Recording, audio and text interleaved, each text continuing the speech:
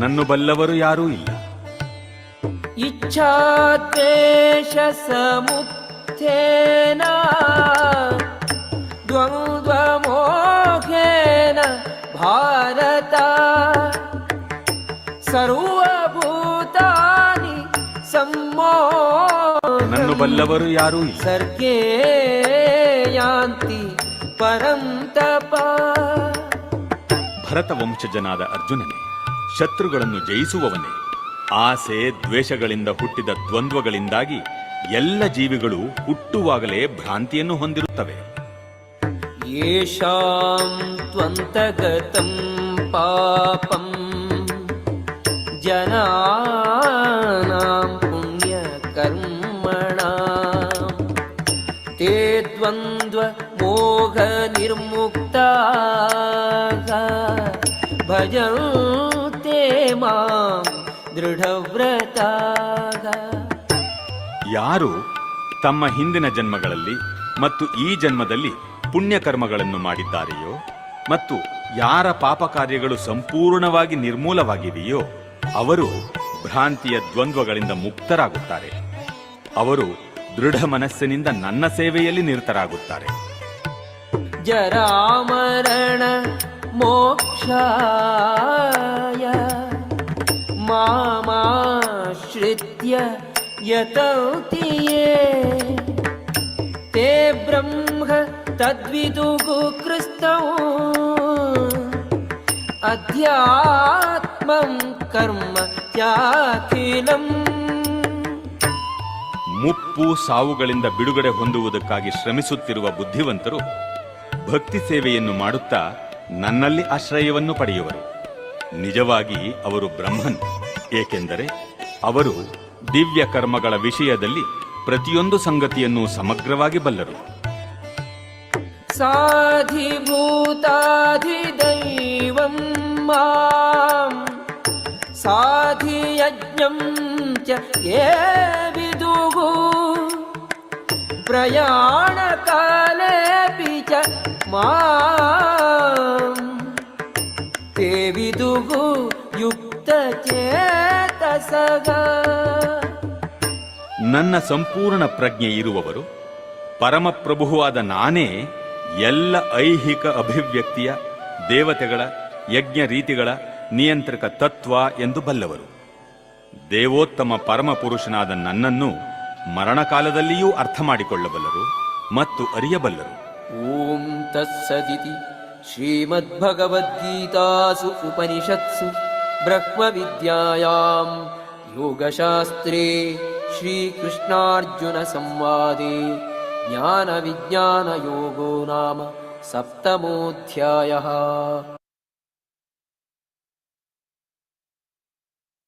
ಹರೇ ಕೃಷ್ಣ. ಹರೇ ಕೃಷ್ಣ. ಎಲ್ರಿಗೂ ನಮಸ್ಕಾರ. ಎಲ್ರಿಗೂ ಸ್ಕ್ರೀನ್ ಕಾಣಿಸ್ತಾ ಇದೆಯಾ? ಸೌಂಡ್ ಕೇಳಿಸ್ತಾ ಇದೆಯಾ? ಹರೇ ಕೃಷ್ಣ ಮಾತಾಜಿ, ಜ್ಯೋತಿಶ್ರೀ ಮಾತಾಜಿ. ಹರೇ ಕೃಷ್ಣ ಪ್ರಭುಜಿ. ಹರೇ ಕೃಷ್ಣ, ಪ್ರಣಾಮ್. ಸೌಂಡ್ ಎಲ್ಲ ಸರಿಯಾಗಿ ಕೇಳಿಸ್ತಾ ಇದೆ? ಸ್ಕ್ರೀನ್ ಕಾಣಿಸ್ತಾ ಇದೆ ಅಲ್ವಾ? ಹಾ ಪ್ರಭುಜಿ, ಎಲ್ಲ ಸರಿಯಾಗಿದೆ. ಓಕೆ, ಧನ್ಯವಾದಗಳು. ಸೊ ಹರೇ ಕೃಷ್ಣ, ಎಲ್ರಿಗೂ ಮತ್ತೊಮ್ಮೆ ಸ್ವಾಗತ. ಇನ್ನು ಜಾಯಿನ್ ಆಗ್ತಾ ಇದ್ದಾರೆ, ಅಲ್ಲಿ ತನಕ ನಾವು ಕೀರ್ತನೆ ಮಾಡೋಣ. ಓಕೆ, ಸೊ ಕೀರ್ತನೆ ಮಾಡಿ ಕ್ಲಾಸನ್ನ ಸ್ಟಾರ್ಟ್ ಮಾಡ್ಬೋದು. ಸೆಕೆಂಡ್.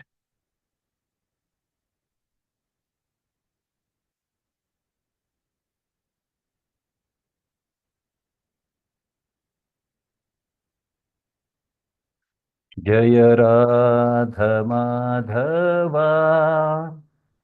ಕುಂಜ ಬಿಹಾರಿ,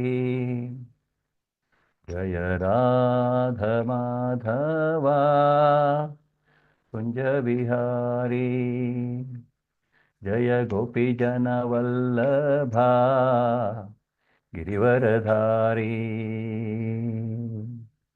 ಜಯ ರಾಧ ಮಾಧವ ಕುಂಜ ಬಿಹಾರಿ, ಜಯ ಗೋಪಿ ಜನ ವಲ್ಲಭ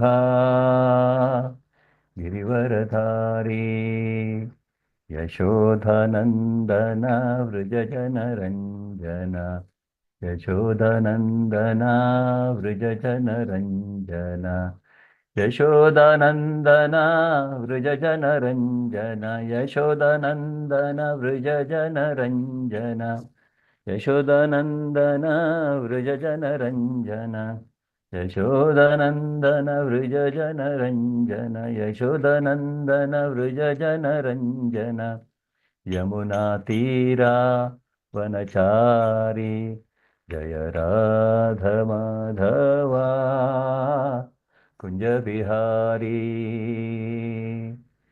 ಜಯ ಗೋಪಿ ಜನವಲ್ಲಭ ಗಿರಿವರಧಾರಿ ಹರೆ ಕೃಷ್ಣ ಕೃಷ್ಣ ಕೃಷ್ಣ ಹರೆ ಹರೆ ಹರೆ ರಾಮ ರಾಮ ರಾಮ ಹರೆ ಹರೆ ಹರೆ ಕೃಷ್ಣ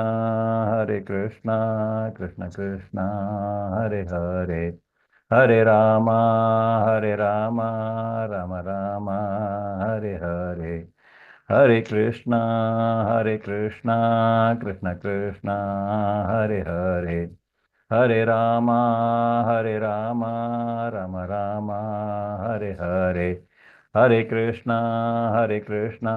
ಕೃಷ್ಣ ಕೃಷ್ಣ ಹರೆ ಹರೆ ಹರೆ ರಾಮ ರಾಮ ರಾಮ ಹರೆ ಹರೆ ಹರೆ ಕೃಷ್ಣ ಕೃಷ್ಣ ಕೃಷ್ಣ ಹರೆ ಹರೆ ಹರೆ ರಾಮ ರಾಮ ರಾಮ ಹರೆ ಹರೆ ಹರೆ ಕೃಷ್ಣ ಕೃಷ್ಣ ಕೃಷ್ಣ ಹರೆ ಹರೆ ಹರೆ ರಾಮ ರಾಮ ರಾಮ ಹರೆ ಹರೆ ಹರೆ ಕೃಷ್ಣ ಕೃಷ್ಣ ಕೃಷ್ಣ ಹರೆ ಹರೆ ಹರೆ ರಾಮ ರಾಮ ರಾಮ ಹರೆ ಹರೆ ಹರೇ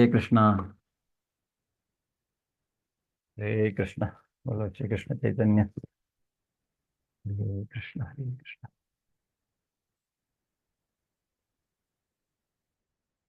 ಸೊ ಎಲ್ರಿಗೂ ಇವತ್ತಿನ ಅಧ್ಯಾಯ 7 ಇಸ್ಕಾನ್ ಮಂಗಳೂರವರು ಆಯೋಜಿಸಿರುವಂತಹ 18 ದಿವಸಗಳಲ್ಲಿ ಭಗವದ್ಗೀತೆಯನ್ನು ಅರ್ಥ ಮಾಡಿಕೊಳ್ಳುವಂತಹ ಇವತ್ತಿನ ಅಧ್ಯಾಯ 7 ಜ್ಞಾನ ವಿಜ್ಞಾನ ಯೋಗ ಅನ್ನುವಂತಹದ್ದು. ನಿಮಗೆಲ್ಲರಿಗೂ ಸ್ವಾಗತ. ಸೊ ಮತ್ತೆ ಮಾತಾಜಿ ಎಷ್ಟು ಜನ ಇನ್ನು ಜಾಯ್ನ್ ಆಗಬೇಕು ಕ್ಲಾಸ್ಗೆ? ಜ್ಯೋತಿಶ್ರೀ ಮಾತಾಜಿ.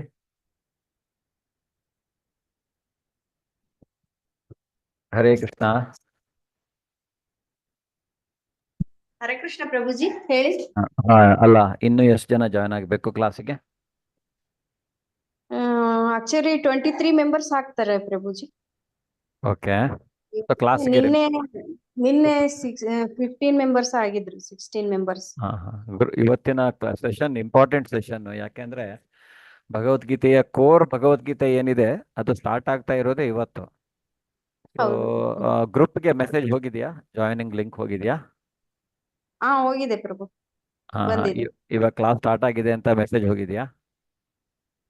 ಇಲ್ಲ ಪ್ರಭು, ಅದು ನನ್ನ ಅಡ್ಮಿನ್ ಮಾಡಿಲ್ಲ, ಕಳಿಸ್ಲಿಕ್ಕೆ ಬರೋದಿಲ್ಲ ಪ್ರಭು. ಅಲ್ಲ ಕರೆಕ್ಟು. ಯಾರಿದ್ದಾರೆ ಅಡ್ಮಿನ್? ಕ್ಲಾಸ್ 6:45 ಅಂತ ಹಾಕಿದ್ದಾರೆ ಪ್ರಭು, ಅದ್ ಮೆಸೇಜ್ ಬಂದಿದೆ. ಅಲ್ಲ ಈಗ ಅಡ್ಮಿನ್ಗೆ ಯಾರಿದ್ದಾರೆ? ಕೋರ್ಸ್ ಡೀಟೇಲ್ ಎಲ್ಲ ಶೇರ್ ಮಾಡ್ತಾರಲ್ಲ, ಅವ್ರಿಗೆ ಹೇಳ್ಬಿಡಿ ಇನ್ನೊಂದ್ಸಲ. ಹೋಸ್ಟ್ ನಾನೇ ಪ್ರಭುಜಿ, ಅದನ್ನ ಅಲ್ಲಿ ಅದರಲ್ಲಿ ನನ್ನ ಕೋಸ್ಟ್ ಅಲ್ಲ, ಅಲ್ಲಿ ಕ್ಲಾಸ್ ಲಿಂಕ್ ಎಲ್ಲ ಯಾರು ಶೇರ್ ಮಾಡ್ತಾರಲ್ಲ. ಓಕೆ ಪ್ರಭುಜಿ. ಜ್ಯೋತಿಲಕ್ಷ್ಮಿ ಮಾತಾಜಿ ಹೇಳ್ತೇನೆ.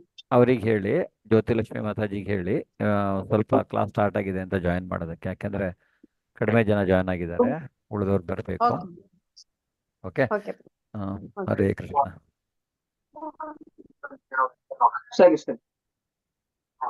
ಹರೇ ಕೃಷ್ಣ. ದಯವಿಟ್ಟು ಎಲ್ಲ ಮ್ಯೂಟ್ ಅಲ್ಲಿ ಇರಿ. ಓಕೆ, ಧನ್ಯವಾದಗಳು. ಸೊ ಈಗ ನಾವೇನ್ ಮಾಡೋಣ, ಪ್ರಾರ್ಥನೆಯೊಂದಿಗೆ ಇವತ್ತಿನ ಈ ಕ್ಲಾಸನ್ನ ಸ್ಟಾರ್ಟ್ ಮಾಡೋಣ. ಸೊ ಎಲ್ರಿಗೂ ಮತ್ತೊಮ್ಮೆ ಸ್ವಾಗತವನ್ನ ಕೋರ್ತಾ ಇವತ್ತಿನ ಕ್ಲಾಸ್ ಅನ್ನ ಸ್ಟಾರ್ಟ್ ಮಾಡಲಿಕ್ಕೆ ನಾವು ಹಾಕಿದ್ದಾರೆ ಪ್ರಭು, ಕ್ಲಾಸ್ ಸ್ಟಾರ್ಟೆಡ್ ಅಂತ. ಓಕೆ. ಹರೇ ಕೃಷ್ಣ. ಧನ್ಯವಾದಗಳು ಎಲ್ರಿಗೂ. ಕ್ಲಾಸನ್ನು ಸ್ಟಾರ್ಟ್ ಮಾಡ್ತಾ ಇದ್ದೇವೆ. ಸೊ ಪ್ರಾರ್ಥನೆಯೊಂದಿಗೆ ಇವತ್ತಿನ ಈ ಕ್ಲಾಸನ್ನು ಸ್ಟಾರ್ಟ್ ಮಾಡೋಣ. ಓಂ ನಮೋ ಭಗವತೆ ವಾಸುದೇವಾಯ. ಓಂ ನಮೋ ಭಗವತೆ ವಾಸುದೇವಾಯ. ಓಂ ನಮೋ ಭಗವತೆ ವಾಸುದೇವಾಯ. ಓಂ ಅಜ್ಞಾನತಿಮಿರಾಂಧಸ್ಯ ಜ್ಞಾನಾಂಜನಶಲಾಕಯ ಚಕ್ಷುರುನ್ಮೀಲಿತಂ ಯೇನ ತಸ್ಮೈ ಶ್ರೀಗುರವೇ ನಮಃ. ಶ್ರೀಚೈತನ್ಯಮನೋಭೀಷ್ಟಂ ಸ್ಥಾಪಿತಂ ಯೇನ ಭೂತಲೆ ಸ್ವಯಂ ರೂಪಃ ಕದಾ ಮಹ್ಯಂ ದದಾತಿ ಸ್ವಪದಾಂತಿಕಂ ವಂದೇಹಂ ಶ್ರೀಗುರೋ ಶ್ರೀಯುತಪದಕಮಲಂ ಶ್ರೀಗುರುನ್ ವೈಷ್ಣವಾಂಶ ಶ್ರೀರೂಪಂ ಸಾಗರಜಾತಂ ಸಹಗಣರಘುನಾಥಾನ್ವಿತಂ तं ಸಜೀವಂ ಸಾದ್ವೈತಂ ಸಾವಧೂತಂ ಪರಿಜನಸಹಿತಂ ಕೃಷ್ಣಚೈತನ್ಯದೇವಂ ಶ್ರೀರಾಧಾ ಕೃಷ್ಣಪಾದಾನ್ ಸಹಗಣಲಲಿತಾ ಶ್ರೀವಿಶಾಖಾನ್ವಿತಾಂಶ ಹೇ ಕೃಷ್ಣ ಕರುಣಾ ಸಿಂಧೋ ದೀನಬಂಧೋ ಜಗತ್ಪತೆ ಗೋಪೇಶ ಗೋಪಿಕಾ ಕಾಂತ ರಾಧಾ ಕಾಂತ ನಮೋಸ್ತುತೆ ತಪ್ತ ಕಾಂಚನ ಗೌರಾಂಗೇ ರಾಧೆ ವೃಂದಾವನೇಶ್ವರಿ ವೃಷಭಾನುಸುತೆ ದೇವಿ ಪ್ರಣಮಾಮಿ ಹರಿಪ್ರಿಯೆ ವಾಂಛಾಕಲ್ಪತರುಭ್ಯಶ್ಚ ಕೃಪಾ ಸಿಂಧುಭ್ಯೇವ ಚ ಪತಿತಾನಾಂ ಪಾವನೇಭ್ಯೋ ವೈಷ್ಣವೇಭ್ಯೋ ನಮೋ ನಮಃ. ನಮಃ ಓಂ ವಿಷ್ಣುಪಾದಾಯ ಕೃಷ್ಣಪ್ರೇಷ್ಠಾಯ ಭೂತಲೆ ಶ್ರೀಮತೆ ಭಕ್ತಿವೇದಾಂತ ಸ್ವಾಮಿನಿತಿ ನಾಮಿನೆ. ನಮಸ್ತೆ ಸಾರಸ್ವತೆ ದೇವೆ ಗೌರವಾಣಿ ಪ್ರಚಾರಿಣೆ ನಿರ್ವಿಶೇಷ ಶೂನ್ಯವಾದಿ ಪಾಶ್ಚಾತ್ಯ ದೇಶತಾರಿಣೆ. ಜಯ ಶ್ರೀ ಕೃಷ್ಣ ಚೈತನ್ಯ ಪ್ರಭೋ ನಿತ್ಯಾನಂದ ಶ್ರೀ ಅದ್ವೈತ ಗದಾಧರ ಶ್ರೀವಾಸಾದಿ ಗೌರ ಭಕ್ತವೃಂದ. ಹರೇ ಕೃಷ್ಣ ಕೃಷ್ಣ ಕೃಷ್ಣ ಹರೇ ಹರೇ ಹರೇ ರಾಮ ರಾಮ ರಾಮ ಹರೇ ಹರೇ. ಹರೇ ಕೃಷ್ಣ ಕೃಷ್ಣ ಕೃಷ್ಣ ಹರೇ ಹರೇ ಹರೇ ರಾಮ ರಾಮ ರಾಮ ಹರೇ ಹರೇ. ಹರೇ ಕೃಷ್ಣ ಕೃಷ್ಣ ಕೃಷ್ಣ ಹರೇ ಹರೇ ಹರೇ ರಾಮ ರಾಮ ರಾಮ ಹರೇ ಹರೇ. ಹರೇ ಕೃಷ್ಣ. ಎಲ್ರಿಗೂ ಮತ್ತೊಮ್ಮೆ ಕ್ಲಾಸನ್ನು ನಾವು ಸ್ಟಾರ್ಟ್ ಮಾಡೋಣ ಈಗ. ಸೊ ಮಾತಾಜಿ ಯಾರು ಹ್ಯಾಂಡ್ ರೈಸ್ ಮಾಡ್ತಾರೆ ಈಗ ಶ್ಲೋಕಾರ್ಥವನ್ನು ನೀವು ಓದ್ಬೋದು. ಶ್ಲೋಕವನ್ನು ನಾನು ಹೇಳ್ತೇನೆ, ಅರ್ಥ ಓದಲಿಕ್ಕೆ ಯಾರಿಗೆ ಇಂಟ್ರೆಸ್ಟ್ ಇದೆ ದಯವಿಟ್ಟು ಹ್ಯಾಂಡ್ ರೈಸ್ ಮಾಡಿ, ಮಾತಾಜಿ ಅನ್ಮ್ಯೂಟ್ ಮಾಡಿ ಅವರಿಗೆ. ಓಕೆ. ಹರೇ ಕೃಷ್ಣ. ಎಲ್ರಿಗೂ ನನ್ನ ಧ್ವನಿ ಕೇಳಿಸ್ತಾ ಇದೆಯಲ್ಲ? ಹೌದು ಪ್ರಭು, ಕೇಳಿಸ್ತಾ ಇದೆ. ಎಲ್ರಿಗೂ ಕೇಳಿಸ್ತಾ, ಬಾಕಿಯವರಿಗೂ ಉಳಿದವರಿಗೂ ಕೇಳಿಸ್ತಾ ಇದೆಯಾ? ಕೇಳಿಸ್ತಾ ಇದೆ ಪ್ರಭುಜಿ. ಹರೇ ಕೃಷ್ಣ, ಧನ್ಯವಾದಗಳು. ಓಕೆ. ಈಗ ನಿನ್ನಿನ ಅಧ್ಯಾಯ ಇದು ಏನು ಕರ್ಮಯೋಗದ ಕೊನೆಯ ಅಧ್ಯಾಯ ಇತ್ತು, 6ನೇ ಅಧ್ಯಾಯ. 6ನೇ ಅಧ್ಯಾಯದಲ್ಲಿ ನೀವು ತಿಳ್ಕೊಂಡಿದ್ದೇನು ಅಂತ ಸಮರಿಯನ್ನು ನೋಡ್ಲಿಕ್ಕೆ ಹೋದ್ರೆ ಯಾರಾದರೂ ಶೇರ್ ಮಾಡ್ತೀರಾ? 6ನೇ ಅಧ್ಯಾಯ ಮೇಜರ್ ಆಗಿ ಯಾವುದರ ಮೇಲಿತ್ತು? ಹರೇ ಕೃಷ್ಣ. 6ನೇ ಅಧ್ಯಾಯದಲ್ಲಿ ಭಗವಂತ ಅಷ್ಟಾಂಗ ಯೋಗದ ಬಗ್ಗೆ ಹೇಳ್ತಾನೆ ಅಲ್ವಾ? ಯಾಕೆ ಅಂದ್ರೆ ಕರ್ಮಯೋಗ ಅಂತ ಹೇಳ್ತಾರೆ. ಕರ್ಮವನ್ನ ಮಾಡಿಕೊಂಡು ನಾವು ಹೇಗೆ ಭಗವತ್ ಪ್ರಾಪ್ತಿಯನ್ನ ಪಡೆಯಬಹುದು. ಕರ್ಮಯೋಗ ಅಂದ್ರೆ ಕರ್ಮವನ್ನ ಹೇಗೆ ಮಾಡುವುದು? ಯೋಗ ಪೂರಿತವಾದ, ಯೋಗ ಮಿಶ್ರಿತವಾದಂತಹ ಕರ್ಮ ಅಂದ್ರೆ ಸರಿಯಾದ ಸಮಯದಲ್ಲಿ ನಾವು ಬೆಳಗ್ಗೆ ಎದ್ದು ನಮ್ಮ ಅಂದ್ರೆ ಭಗವಂತನ ಸ್ಮರಣೆಯನ್ನ ಮಾಡಿ ನಮ್ಮ ಕರ್ತವ್ಯವನ್ನ ಮಾಡುವಂತಹದ್ದು, ಕರ್ಮವನ್ನ ಮಾಡುವಂತಹದ್ದು. ಅಂದ್ರೆ ಕರ್ಮ ಏನು? ಕರ್ಮದಲ್ಲಿ ನಾವು ಮುಖ್ಯವಾಗಿ ತಿಳ್ಕೊಂಡಿರುವಂತಹದ್ದು ಏನು? ನಿಷ್ಕಾಮ ಕರ್ಮ ಅಲ್ವಾ? ನಿಷ್ಕಾಮ ಕರ್ಮ ಅಂದ್ರೆ ಏನು? ಯಾರಾದ್ರೂ ನಿಷ್ಕಾಮ ಕರ್ಮ ಹೇಳಿ, ಅನ್ಮ್ಯೂಟ್ ಮಾಡಿ. ಭಕ್ತಿ ಸೇವೆನಲ್ಲಿ ತೊಡಗಿಸಿ. ನಿಷ್ಕಾಮ ಕರ್ಮ, ಹಾ, ಭಕ್ತಿ ಸೇವೆಯಲ್ಲಿ ತೊಡಗುವಂತಹದ್ದು. ಓಕೆ. ಮತ್ತೆ ಯಾರಾದರೂ?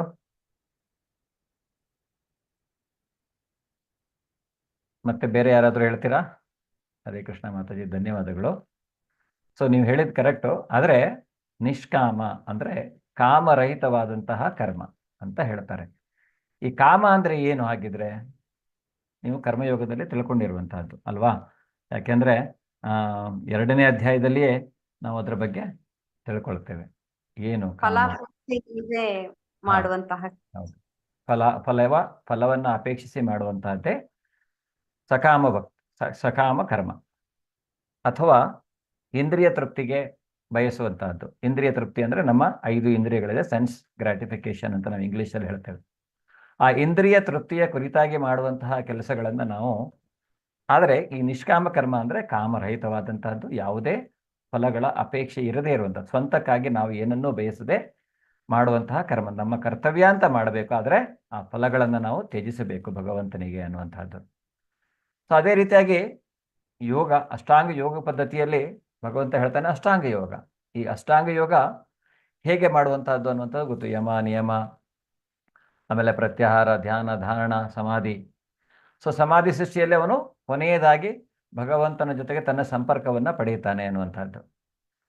ಆದರೆ ಈ ಅಷ್ಟಾಂಗ ಯೋಗದ ಬಗ್ಗೆ ಅರ್ಜುನ ಏನು ಹೇಳ್ತಾನೆ? ಯಾರಾದರೂ ಹೇಳ್ತೀರಾ? ಅಷ್ಟಾಂಗ ಯೋಗವನ್ನ ಮಾಡುವುದು ಅಷ್ಟು ಸುಲಭವೇ? ಇಲ್ಲ, ಸಾಧ್ಯ ಇಲ್ಲ ಅಂತ ಹೇಳ್ತಾನೆ. ಕಷ್ಟ ಸಾಧ್ಯ ಇಲ್ಲ. ಇದು. ಹಾ, ಅರ್ಜುನ ಹೇಳ್ತಾನೆ ಗಾಳಿಯನ್ನಾದರೂ ತಾನು ನಿಯಂತ್ರಿಸಬಹುದು, ಆದರೆ ಈ ಯೋಗ ಅಂದ್ರೆ ಇದನ್ನ ಪ್ರಾಕ್ಟೀಸ್ ಮಾಡಿಕೊಂಡು ಎಲ್ಲವನ್ನ ಬಿಟ್ಟು ಯಾರು ಇಲ್ಲದ ಜಾಗದಲ್ಲಿ ಹೋಗಿ ಅಷ್ಟು ಅಂದ್ರೆ ನಿಖರವಾಗಿ ಬಹಳ ಸಮಯ ತಗೊಳ್ಳತ್ತೆ ಅದಕ್ಕೆ. ಅದು ಅಷ್ಟು ಸುಲಭ ಅಲ್ಲ. ಆದರೆ ಭಕ್ತಿ ಅನ್ನುವಂಥದ್ದು ಎಲ್ಲ ನಾವು ಇದ್ದಲ್ಲಿಯೇ ಇದ್ದು ನಾವು ಮಾಡುವಂತಹದ್ದು ಈ ಭಕ್ತಿ ಯೋಗ. ಅದನ್ನ ಕರಿತಾ ಇದ್ದೀವಿ. ಬರ್ತಾ ಇರುವಂತಹದ್ದೇ ನಾವು ಭಕ್ತಿ ಯೋಗಕ್ಕೆ. ಯಾಕೆಂದ್ರೆ ಅದೆಲ್ಲ ಕಷ್ಟ. ಆದರೆ ಕರ್ಮಯೋಗ ಇರಬಹುದು, ಮುಂದೆ ನೆಕ್ಸ್ಟು 6 ಅಧ್ಯಾಯಗಳು ಜ್ಞಾನಯೋಗ. ಈಗ ಈ ಭಕ್ತಿಯೋಗ ಅನ್ನುವಂತಹದ್ದು ಯಾಕೆ ಮಧ್ಯದಲ್ಲಿದೆ ಅಂತ ನಾವು ತಿಳ್ಕೊಳ್ಳೋಣ. ಅದರಿಂದ ನಿಜವಾಗಿ ಅಂದ್ರೆ ನಿನ್ನೆ ಅಧ್ಯಾಯದ ಇದು ನೋಡಿದ್ರೆ ಯಾರು ಮತ್ತೆ ಅಷ್ಟಾಂಗ ಯೋಗ ಪದ್ಧತಿಯಲ್ಲಿ ಅಥವಾ ಅಪರಿಪೂರ್ಣರಾಗ್ತಾರೆ ಅಂತಹ ಯೋಗಿಗಳು ಏನಾಗ್ತಾರೆ ಅಂತ ಭಗವಂತ ಹೇಳ್ತಾನೆ.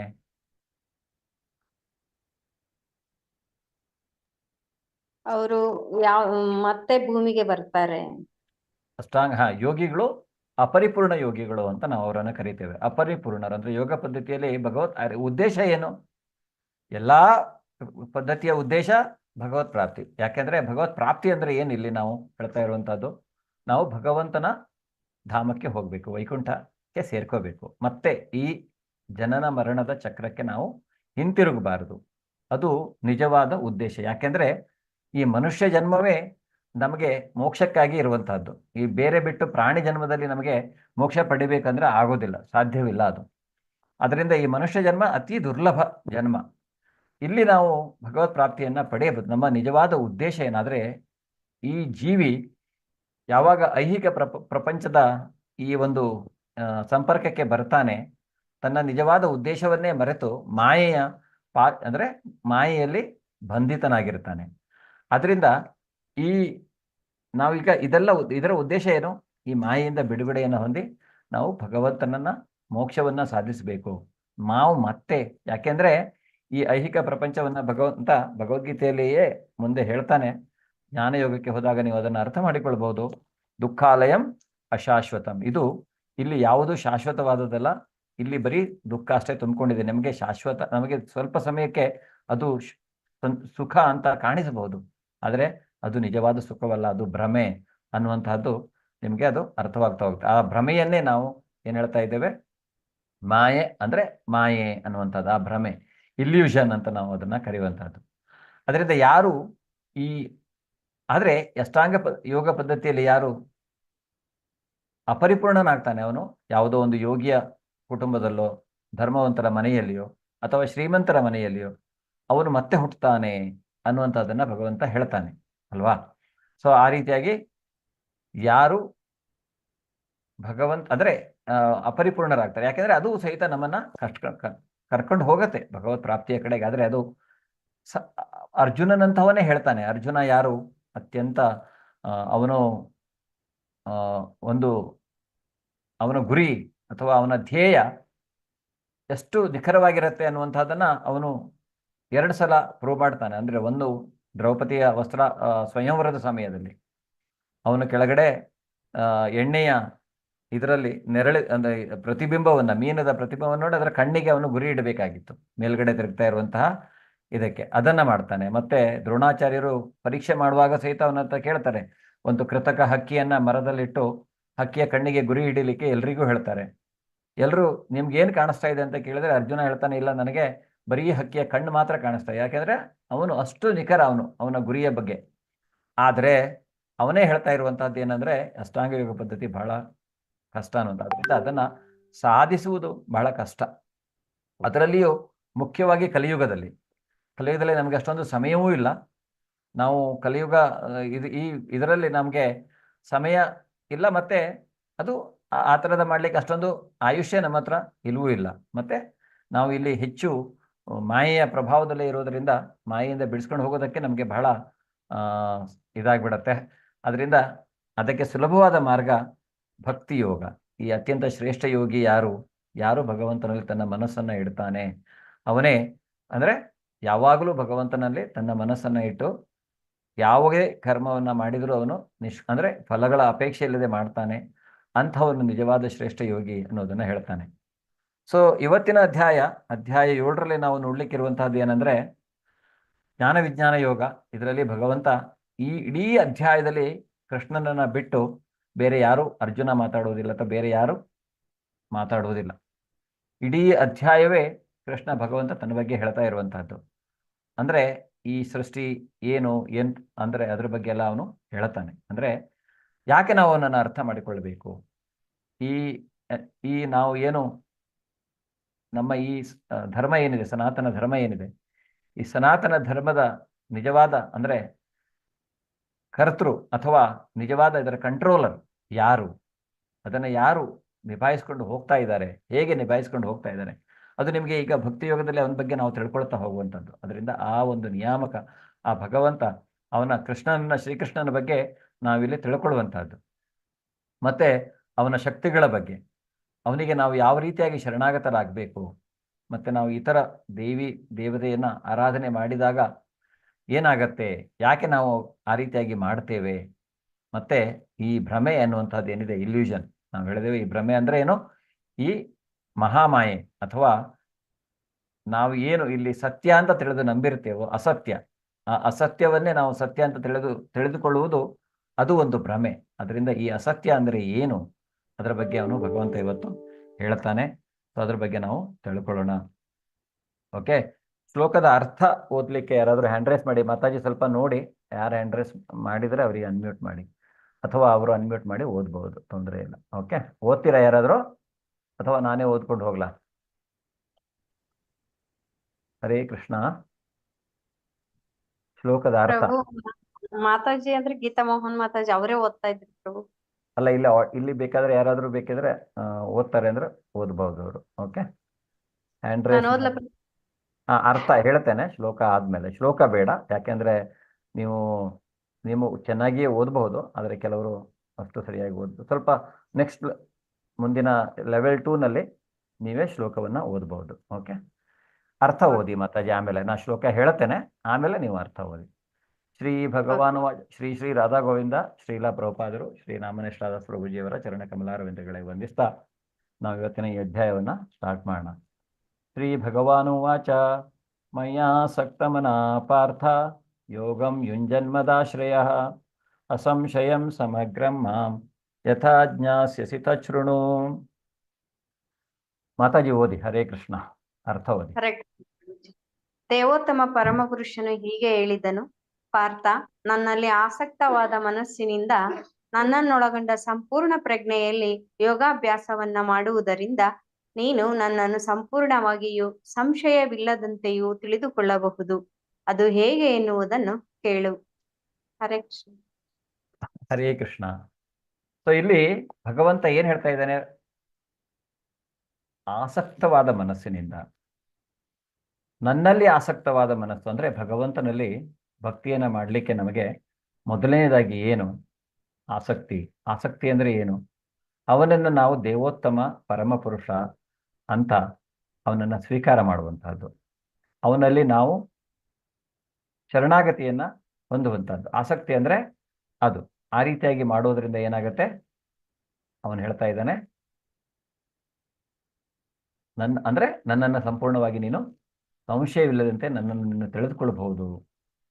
ಅದು ಹೇಗೆ ಅನ್ನೋದನ್ನ ಕೇಳು ಅನ್ನುವ ಮಾತನ್ನು ಹೇಳ್ತಾನೆ. 1 ಸೆಕೆಂಡ್. ಹರೇ ಕೃಷ್ಣ.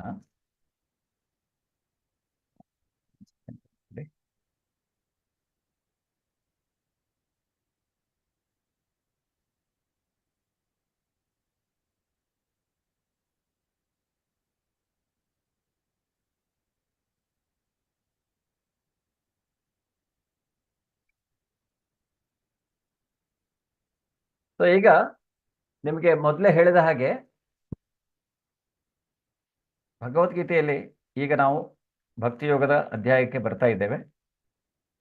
ಒಂದು ಪುಸ್ತಕ ಇರುತ್ತಲ್ಲ, ಹೇಗೆ 2 ಕವರ್ ಪೇಜ್ಗಳು ಹೇಗಿರುತ್ತವೆ, ಕವರ್ ಪೇಜ್, ಪುಸ್ತಕದ ಕವರ್ ಪೇಜ್, ಹಾಗೆ ಕರ್ಮಯೋಗ ಮತ್ತೆ ಜ್ಞಾನಯೋಗ ಅನ್ನುವಂಥದ್ದಿದೆ. ಈ ಭಕ್ತಿಯೋಗ ಅನ್ನುವಂಥದ್ದು ಮಧ್ಯದಲ್ಲಿದೆ. ಯಾಕೆಂದ್ರೆ ಭಗವದ್ಗೀತೆಯ ನಿಜವಾದ ಸಾರವೇ ಭಕ್ತಿಯೋಗ.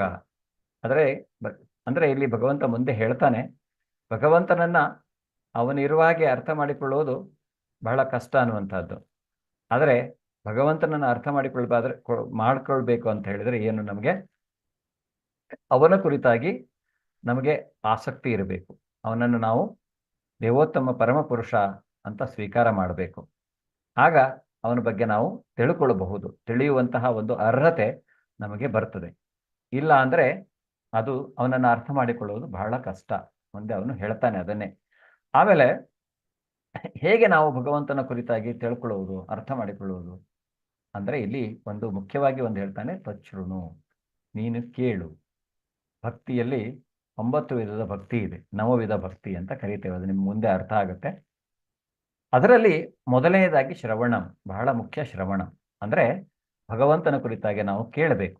ಅವನ ಬಗ್ಗೆ ನಾವು ಯಾರ ಹತ್ರ ಕೇಳಬೇಕು? ಸರಿಯಾದ ಸೋರ್ಸ್ ಇಂದ ಕೇಳಬೇಕು. ನೀವು 4ನೇ ಅಧ್ಯಾಯದಲ್ಲಿ ತಿಳ್ಕೊಂಡಿರ್ಬೋದು ಗುರು ಪರಂಪರೆ ಅಂದ್ರೆ ಏನು, ಯಾಕೆ ಇಸ್ಕಾನಿನ ಪರಂಪರೆ, ಗುರು ಪರಂಪರೆ ಯಾವ ಪರಂಪರೆಯಲ್ಲಿ ಬಂದಿದೆ ಅನ್ನುವಂಥದ್ದು. ಅಂತಹ ಒಂದು ಸೋರ್ಸ್ ಇರಬೇಕು. ನಾವು ಆ ಮೂಲಕ್ಕೆ ಕನೆಕ್ಟ್ ಆದಾಗ ಮಾತ್ರ ಆ ಒಂದು ಜ್ಞಾನ ನಮ್ಗೇನು ಸಿಗತ್ತೆ ಅದು ಸರಿಯಾದ ಜ್ಞಾನವಾಗಿರುತ್ತೆ. ಇಲ್ಲ ಅಂದ್ರೆ ಕೆಲವರು ಏನ್ ಮಾಡ್ತಾರೆ, ಅರ್ಧಮರ್ಧ ಅಲ್ಲಿ ಇಲ್ಲಿ ತಿಳ್ಕೊಂಡು ತಾವೇ ದೊಡ್ಡ ಗುರು ತರ ಜನರ ಎದುರುಗಡೆ ಸ್ವಲ್ಪ ಸ್ವಲ್ಪ ಹೇಳ್ಬಿಟ್ಟು ಏನೂ ಗೊತ್ತಿಲ್ಲದೆ ಇರೋರಿಗೆ ಏನೋ ಒಂದಿಷ್ಟು ಹೇಳ್ತಾರಲ್ಲ ಇವರು ಅನ್ನುವಂತಹ ಒಂದು ಭಾವನೆಯಿಂದ ಅವರು ಮೋಸ ಮಾಡಲಿಕ್ಕೂ ಹೋಗುವಂತಹ ಕೆಲವರು ಇದ್ದಾರೆ. ಸೊ ಆ ರೀತಿಯಾಗಿ ಅವ್ರು ಏನಂದ್ರೆ ಅಂತಹ ಕೆಲವೊಂದು ಜ್ಞಾನಗಳು ನಮ್ಮನ್ನ ಮಿಸ್ಗೈಡ್ ಮಾಡುತ್ತೆ.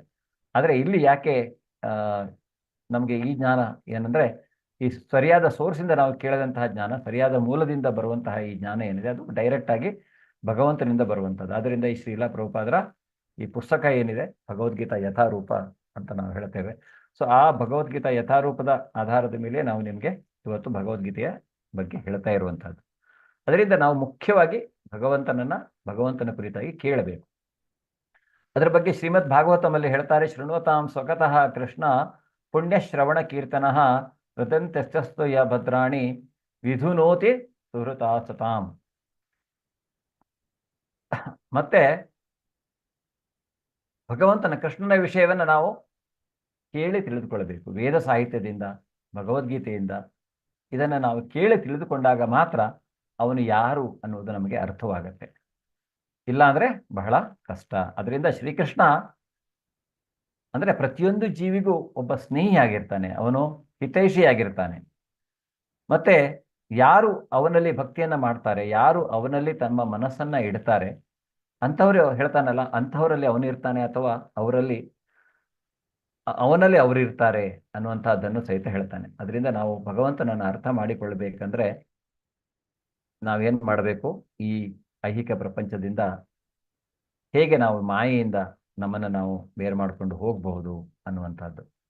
ಸೊ ನಾವು ಮುಂದಿನ ಶ್ಲೋಕಕ್ಕೆ ಹೋಗೋಣ. ಜ್ಞಾನಂ ತೇಹಂ ಸ ವಿಜ್ಞಾನಂ ಇದಂ ವಕ್ಷ್ಯಾಮ್ಯಶೇಷತಃ ಯಜ್ಞಾತ್ವಾ ನೇಹ ಭೂಯೋನ್ಯಜ್ ಜ್ಞಾತವ್ಯಂ ಅವಶಿಷ್ಯತೆ. ಹರೇ ಕೃಷ್ಣ.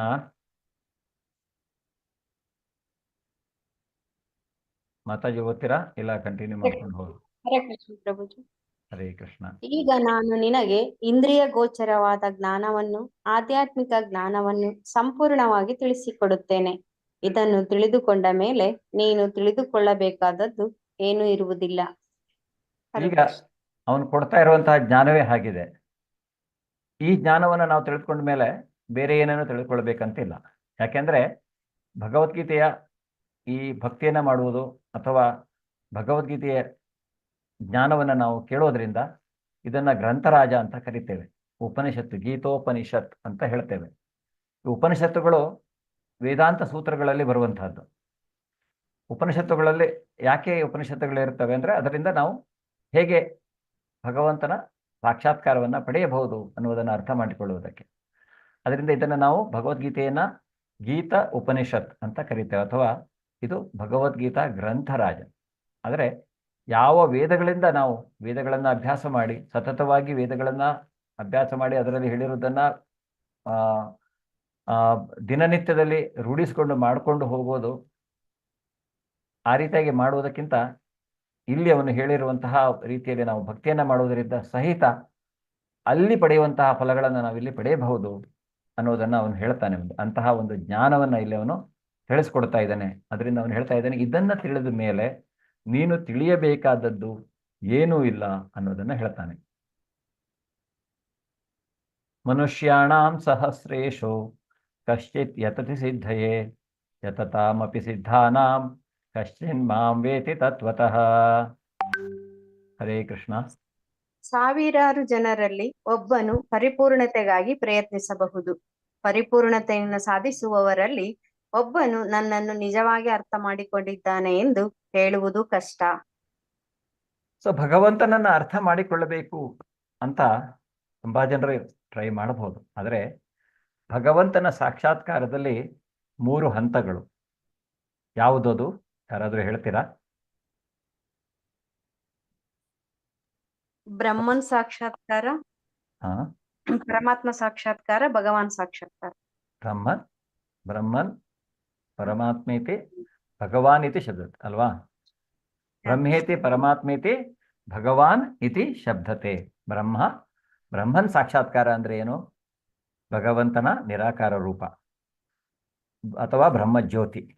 ಪರಮಾತ್ಮ ಎಲ್ಲರ ಹೃದಯದಲ್ಲಿ ಹೊರಗಡೆ ಇರುವಂತಹ ಇಡೀ ವಿಶ್ವವನ್ನ ವ್ಯಾಪಿಸಿಕೊಂಡಿರುವಂತಹ, ಅದನ್ನ ವಿಶ್ವರೂಪ ದರ್ಶನದಲ್ಲಿ ನಿಮ್ಗೆ ಗೊತ್ತಾಗುತ್ತೆ. ಚತುರ್ಭುಜ ರೂಪದಲ್ಲಿ ಇರುವಂತವನು ಪ್ರತಿಯೊಂದು ಜೀವಿಯ ಹೃದಯವನ್ನ ಪ್ರವೇಶಿಸ್ತಾನೆ ಅವನು. ಮತ್ತೆ ಹೊರಗೂ ಇರ್ತಾನೆ, ಒಳಗೂ ಇರ್ತಾನೆ. ಹೀಗೆ ಆದ್ರಿಂದ ಅದು ಒಂದು ಪರಮಾತ್ಮ. ಆದ್ರೆ ಭಗವಂತನ ನಿಜವಾದ ಇದೆಲ್ಲ ಆಗತ್ತೆ. ಈ ಕೆಲವರು ಬ್ರಹ್ಮನ ಹಂತದಲ್ಲಿ ಹೋಗ್ತಾರೆ, ಕೆಲವರು ಪರಮಾತ್ಮನ ಸಾಕ್ಷಾತ್ಕಾರವನ್ನು ಪಡೆಯುವುದು. ಆದ್ರೆ ಭಗವಂತನ ಪರಿಪೂರ್ಣ ಇದೆಲ್ಲ ಪಾರ್ಷಿಯಲ್, ಅಂದ್ರೆ ಅಪರಿಪೂರ್ಣವಾದಂತಹ ಭಗವಂತನ ಸಾಕ್ಷಾತ್ಕಾರಗಳು. ಆದರೆ ಭಗವಂತನ ಪರಿಪೂರ್ಣ ಸಾಕ್ಷಾತ್ಕಾರ ಯಾಕೆ ಅಂದ್ರೆ ಕೃಷ್ಣ 6 ವಿಧದಲ್ಲಿ ಅವನು ಪೂರ್ಣ ಅಲ್ವಾ? ಯಾವುದದು 6? ನೀವು ತಿಳ್ಕೊಂಡಿರ್ಬೋದು. ಅವನ ಪರಿಪೂರ್ಣ ಸೌಂದರ್ಯ ಇರಬಹುದು, ಶೌರ್ಯ ಇರಬಹುದು, ತ್ಯಜಿಸುವಿಕೆ ಇರಬಹುದು, ಜ್ಞಾನ ಇರಬಹುದು. ಸೊ ಪ್ರತಿಯೊಂದರಲ್ಲಿಯೂ ಅವನು ಪರಿಪೂರ್ಣ. ಆದ್ರಿಂದ ಅವನನ್ನ ಪರಿಪೂರ್ಣ ಸತ್ಯ ಅಂತ ನಾವು ಕರಿತೇವೆ. ಭಗವಂತನನ್ನ ಪರಿಪೂರ್ಣ ಸತ್ಯ ಅಂತ ಕರಿತೇವೆ. ಅದರಿಂದ ಅವನು ಪರಿಪೂರ್ಣನನ್ನ ಯಾರು ಅರ್ಥ ಮಾಡಿಕೊಳ್ಬೋದು? ಯಾಕೆಂದ್ರೆ ಭಗವಂತನನ್ನ ಅರ್ಥ ಮಾಡಿಕೊಳ್ಳಬೇಕಾದರೆ ಮೊದಲು ನಾವು ಅವನಿಗೆ ಶರಣಾಗತರಾಗಬೇಕು. ಶರಣಾಗತರ ಆದ ಮೇಲೆ ಅವನನ್ನ ದೇವೋತ್ತಮ ಪರಮಪುರುಷ ಅಂತ ಸ್ವೀಕಾರ ಮಾಡಿದ ಮೇಲೆ ನಮ್ಮ ಮನಸ್ಸನ್ನ ಅವನಲ್ಲಿ ನಾವು ಕೇಂದ್ರೀಕರಿಸಬೇಕು. ಆ ರೀತಿಯಾಗಿ ಮಾಡುವುದರಿಂದ ನಮಗೆ ಬೇಕಾದಂತಹ ಅವನ ಕುರಿತಾಗಿ ಅರ್ಥ ಮಾಡಿಕೊಳ್ಳುವಂತಹ ಜ್ಞಾನವನ್ನ ಅವನೇ ನಮಗೆ ಕೊಡ್ತಾನೆ. ಸೊ ಅವನೇ ನಮಗೆ ಆ ಜ್ಞಾನವನ್ನ ಕೊಡ್ತಾನೆ ಹೊರತು ಅವನನ್ನ ಅಚಿಂತ್ಯ ಅಂತ ನಾವು ಕರಿತೇವೆ. ಅಚಿಂತ್ಯ ಅಂದ್ರೆ ಏನು? ಅವನನ್ನ ಅಚಿಂತ್ಯ ಅಂದ್ರೆ ನಮ್ಮ ಚಿಂತನೆಗೆ ಒಳಪಟ್ಟವನಲ್ಲ ಅವನು. ನಾವು ಭಗವಂತನ ಬಗ್ಗೆ ನಾವು ಪುರಾಣದಲ್ಲೋ ಅಲ್ಲಿ ಓದಿದ್ದು ಸ್ವಲ್ಪ ಕೇಳಿಕೊಂಡು ಭಗವಂತ ಹಾಗೆ ಹೀಗೆ ಅನ್ಬೋದು. ಆದ್ರೆ ಅವನು ಅದು ಯಾವುದರ ಪರಿಮಿತಿಯಲ್ಲಿ ಇರುವುದೇ ಇಲ್ಲ. ಸೊ ಅವನು ಬಹಳ ದೂರ ಇದ್ರು ನಮಗೆ ಹತ್ತಿರದಲ್ಲಿದ್ರು ಅವನು ಬಹಳ ದೂರ ಇದ್ದಾನೆ. ಎಲ್ಲವೂ ಅವನ ಕಂಟ್ರೋಲಲ್ಲಿ ಹೇಗೆ ನಡೀತಿದೆ ಅನ್ನೋದನ್ನ ಅವನು ಮುಂದೆ ಹೇಳ್ತಾನೆ. ಅದರಿಂದ ಯಾರು ಭಗವಂತನನ್ನ ಅಂದ್ರೆ ಪ್ರಯತ್ನ ಮಾಡ್ತಾರೆ. ಈಗ ಮ್ಯಾರಥಾನ್ ಅಲ್ಲಿ ತುಂಬಾ ಜನ, ಸಾವಿರಾರು ಮಂದಿ ಓಡ್ಲಿಕ್ಕೆ ಶುರು ಮಾಡ್ತಾರೆ. ಆದ್ರೆ ಕೊನೆಯದಾಗಿ ಯಾರಾದ್ರೂ ಗುರಿಯನ್ನ ಮುಟ್ತಾರೆ ಅಂದ್ರೆ ಕೆಲವರು ಮುಟ್ಟಬಹುದು, ಇಲ್ಲ ಕೆಲವರು ಅದನ್ನ ಮುಟ್ಟದೆಯೂ ಇರಬಹುದು. ಅದೇ ರೀತಿಯಾಗಿ ಭಗವಂತನ ಸಾಕ್ಷಾತ್ಕಾರದಲ್ಲಿ ಕೆಲವರು ನಿರಾಕಾರ ಬ್ರಹ್ಮನ್ ಹಂತವನ್ನ ತಲುಪಬಹುದು, ಪರಮಾತ್ಮನ ಸಾಕ್ಷಾತ್ಕಾರವನ್ನೂ ಪಡೆಯಬಹುದು. ಆದರೆ ಅವನ ಪರಿಪೂರ್ಣ ಸಾಕ್ಷಾತ್ಕಾರವನ್ನ ಪಡೆಯುವುದು ಬಹಳ, ಅಂದ್ರೆ ಅರ್ಥ ಮಾಡಿಕೊಂಡಿದ್ದಾರೆ ಅನ್ನೋನು, ನಿಜವಾಗಿ ನನ್ನನ್ನು ಅರ್ಥ ಮಾಡಿಕೊಂಡಿದ್ದಾರೆ ಅಂತ ಹೇಳುವಂತಹದ್ದು ಬಹಳ ಕಷ್ಟ ಅಂತ ಹೇಳ್ತಾನೆ. ಆದ್ರೆ ಭಗವಂತ ಯಾರು ಭಕ್ತರೋ ಅವರಿಗೆ ಅವನು ಇಮಿಡಿಯೇಟ್ ಆಗಿ ರೆಸ್ಪಾಂಡ್ ಮಾಡ್ತಾನೆ. ನಾವು ಎಷ್ಟು % ಭಗವಂತನಲ್ಲಿ ಭಕ್ತಿಯನ್ನ ಮಾಡ್ತೇವೋ ಅಷ್ಟು % ಅವನು ನಮಗೆ ಈ ಭಕ್ತಿ, ನಾವು ಮಾಡ್ತಾ ಇರುವಂತಹ ಭಕ್ತಿ ಏನಿದೆ ಅದು ಯಾವಾಗಲೂ ಅಲ್ಲಿಗೆ, ಅಂದ್ರೆ ಅದು ವೇಸ್ಟ್ ಆಗೋದಿಲ್ಲ. ಬೇರೆ ಯಾವುದೇ ಇದರಲ್ಲಿಯೂ ಅದು ನಾವು ಮಾಡಿರುವಂತಹದ್ದು ಮತ್ತೆ ವಾಪಸ್ ಶುರು ಮಾಡ್ಕೊಳ್ಬೇಕಾಗ್ಬಂದು. ಆದರೆ ಭಕ್ತಿ ಈ ಜನ್ಮದಲ್ಲಿ ನಾವು ಒಂದು 20% ಭಕ್ತಿ ಮಾಡಿದರೆ ಇನ್ನು 80% ಭಕ್ತಿ ಮಾಡುವಂತಹ ಒಂದು ಅವಕಾಶವನ್ನ ನಾವು ಇನ್ನೊಂದು ಜನ್ಮದಲ್ಲಿ ಕೊಡ್ತಾನೆ. ಅದರಿಂದ ಭಕ್ತಿಯನ್ನ ಮಾಡೋದ್ರಿಂದ ಒಂದು ಗ್ಯಾರಂಟಿ ನಮಗೇನಂದ್ರೆ ಇನ್ನೊಂದು ಜನ್ಮ ಅನ್ನುವಂಥದ್ದು ಮನುಷ್ಯ ಜನ್ಮವೇ ಸಿಗತ್ತೆ ಅನ್ನುವಂಥದ್ದು. ಆದರೆ ಇನ್ನೊಂದು ಜನ್ಮ, ಮನುಷ್ಯ ಜನ್ಮ ಸಿಕ್ಕಿಲ್ಲ, ಪ್ರಾಣಿ ಜನ್ಮ ಅಥವಾ ಇನ್ಯಾವುದೋ ರೀತಿಯಲ್ಲಿ ನಾವು ಜನ್ಮವನ್ನು ತಾಡಿ ಶರೀರವನ್ನು ಪಡೆದು ಅಲ್ಲಿ ಹೋದರೆ ನಮ್ಮ ಕತೆ ಏನಾಗ್ಬೋದು? ಮತ್ತೆ ನಾವು ಆ ಒಂದು ಏನಿದೆ ವಿಕಾಸನ ಪ್ರಕ್ರಿಯೆ, ಆ ಒಂದು ಪ್ರಕ್ರಿಯೆಯಲ್ಲಿ ಹೋಗಿ ಮತ್ತೆ ನಾವು ಮನುಷ್ಯ ಜನ್ಮವನ್ನು ಪಡ್ಕೊಳ್ಳಿಕ್ಕೆ ಇನ್ನು ಎಷ್ಟೋ ಲಕ್ಷಾಂತರ ವರ್ಷಗಳು ಬೇಕಾಗತ್ತೆ. ಬ್ರಹ್ಮಾಂಡೇ ಭ್ರಮಿತೆ ಕೋನಃ ಅಂದರೆ ಈ ಬ್ರಹ್ಮಾಂಡದಲ್ಲಿ ಜೀವಿ ಭ್ರಮೆಯ ಒಳಗೆ ಒಳಗಾಗಿ ತಿರುಗಾಡ್ತಾ ಇರುವಂಥವನು, ಜನ್ಮ ಮೃತ್ಯು ಜರಾ ವ್ಯಾಧಿಯ ಈ ಚಕ್ರದಲ್ಲಿ ಸಿಲುಕಿಕೊಂಡಿರುವಂಥವನು. ಅದರಿಂದ ಹೊರಗೆ ಬರಬೇಕು ಅಂದರೆ ನಾವು ಭಕ್ತಿಯನ್ನು ಮಾಡಲಿಕ್ಕೆ ಶುರು ಮಾಡಬೇಕು. ಭೂಮಿರಾಪೋ ನಲೋ ವಾಯು ಕಮ್ಮನೋ ಬುದ್ಧಿರೇವ ಚ ಅಹಂಕಾರ ಇತೀಯಂ ಮೇ ಭಿನ್ನ ಪ್ರಕೃತಿರಷ್ಟದ. ಭೂಮಿ, ನೀರು, ಅಗ್ನಿ, ವಾಯು, ಆಕಾಶ, ಮನಸ್ಸು, ಬುದ್ಧಿ ಮತ್ತು ಅಹಂಕಾರ, ಈ 8 ನನ್ನ ಪ್ರತ್ಯೇಕಗೊಂಡ ಭೌತಿಕ ಶಕ್ತಿಗಳಾಗಿವೆ. ಸೊ ಇಲ್ಲಿ ನಾವು ಪಂಚಭೂತಗಳು ಅಂತ ಕರಿತೇವೆ ಅಲ್ವಾ? ಪಂಚಭೂತಗಳು ಅಂದ್ರೆ ಯಾವುದು? ಭೂಮಿ, ಅಗ್ನಿ, ನೀರು, ವಾಯು, ಆಕಾಶ. ಭೂಮಿ, ಪೃಥ್ವಿ, ಆಪ್, ತೇಜ, ವಾಯು, ಆಕಾಶ ಅಂದ್ರೆ ಭೂಮಿ, ನೀರು, ಅಗ್ನಿ, ವಾಯು, ಆಕಾಶ, ಇದು ಪಂಚಭೂತಗಳು. ಈ ಎಲ್ಲಾ ಜಡ ವಸ್ತುಗಳು ಈ ಐಹಿಕ ಪ್ರಪಂಚದಲ್ಲಿ ಆಗಿರುವಂತಹದ್ದು. ಇದು ಸೈನ್ಸು ಹೇಳತ್ತೆ, ವಿಜ್ಞಾನನೂ ಸಹಿತ ಇದನ್ನ ಹೇಳತ್ತೆ. ಭೂಮಿ, ನೀರು, ಅಗ್ನಿ, ವಾಯು, ಆಕಾಶದಿಂದಲೇ ಎಲ್ಲ ಜಡ ವಸ್ತುಗಳು ಆಗಿರುವಂಥದ್ದು, ಎಲ್ಲ ಚರವಸ್ತುಗಳು. ಆದರೆ ಈ ಚರವಸ್ತುಗಳಲ್ಲಿ ಜೀವವನ್ನು, ನಮ್ಮ ಶರೀರವೂ ಸಹಿತ ಭೌತಿಕ ಶರೀರ, ಅಲ್ಲಿ ಆತ್ಮ ಇಲ್ಲ, ಜೀವ ಇಲ್ಲ ಅಂದ್ರೆ ಆ ಶರೀರ ಏನು? ಅದು ಒಂದು ಅಚರ ಜಡವಸ್ತು ಅಲ್ವಾ? ಜಡವಸ್ತು, ಎಲ್ಲಾ ಜಡವಸ್ತುಗಳು ಆಗಿರುವಂತಹದ್ದು ಈ ಒಂದು 5 ಎಲಿಮೆಂಟ್ಸ್ ನಾವೇನು ಕರಿತೇವೆ ಪಂಚಭೂತಗಳು ಅಂತ. ಆದರೆ ಬುದ್ಧಿ ಮತ್ತು ಅಹಂಕಾರ ಅನ್ನುವಂಥದ್ದು ಇದೆ, ಮನಸ್ಸು ಇದೆ. ಈ ಮನಸ್ಸು ಹೀಗೆ ಒಂದು ಶರೀರ ರಚನೆಯಲ್ಲಿ, ಈ ಶರೀರ ಆದಮೇಲೆ, ಈ ಪಂಚಭೂತಗಳಿಂದ ಶರೀರ ಆದಮೇಲೆ ಅದಕ್ಕೆ 5 ಇಂದ್ರಿಯಗಳು ಬರುತ್ತೆ.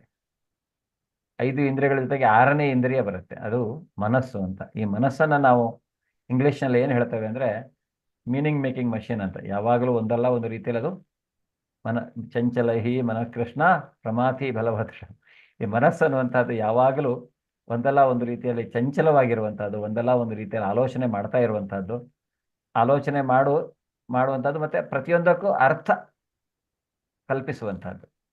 ಸೊ ಅದು ಮನಸ್ಸು, ಒಂದು ರೀತಿಯಾದಂಥ ಮನಸ್ಸು ಬರುತ್ತೆ. ಮತ್ತೆ ಬುದ್ಧಿ, ಅಹಂಕಾರ, ಬುದ್ಧಿ ಅನ್ನುವಂಥದ್ದು ಅಂದರೆ ಈ ರೀತಿಯಾಗಿ ಈ 8 ನನ್ನ ಪ್ರತ್ಯೇಕಗೊಂಡ, ಭಗವಂತನಿಂದ ಪ್ರತ್ಯೇಕಗೊಂಡಂತಹ ಶಕ್ತಿಗಳು ಅನ್ನೋದನ್ನು ಅವನು ಇಲ್ಲಿ ಹೇಳ್ತಾ ಇದ್ದಾನೆ.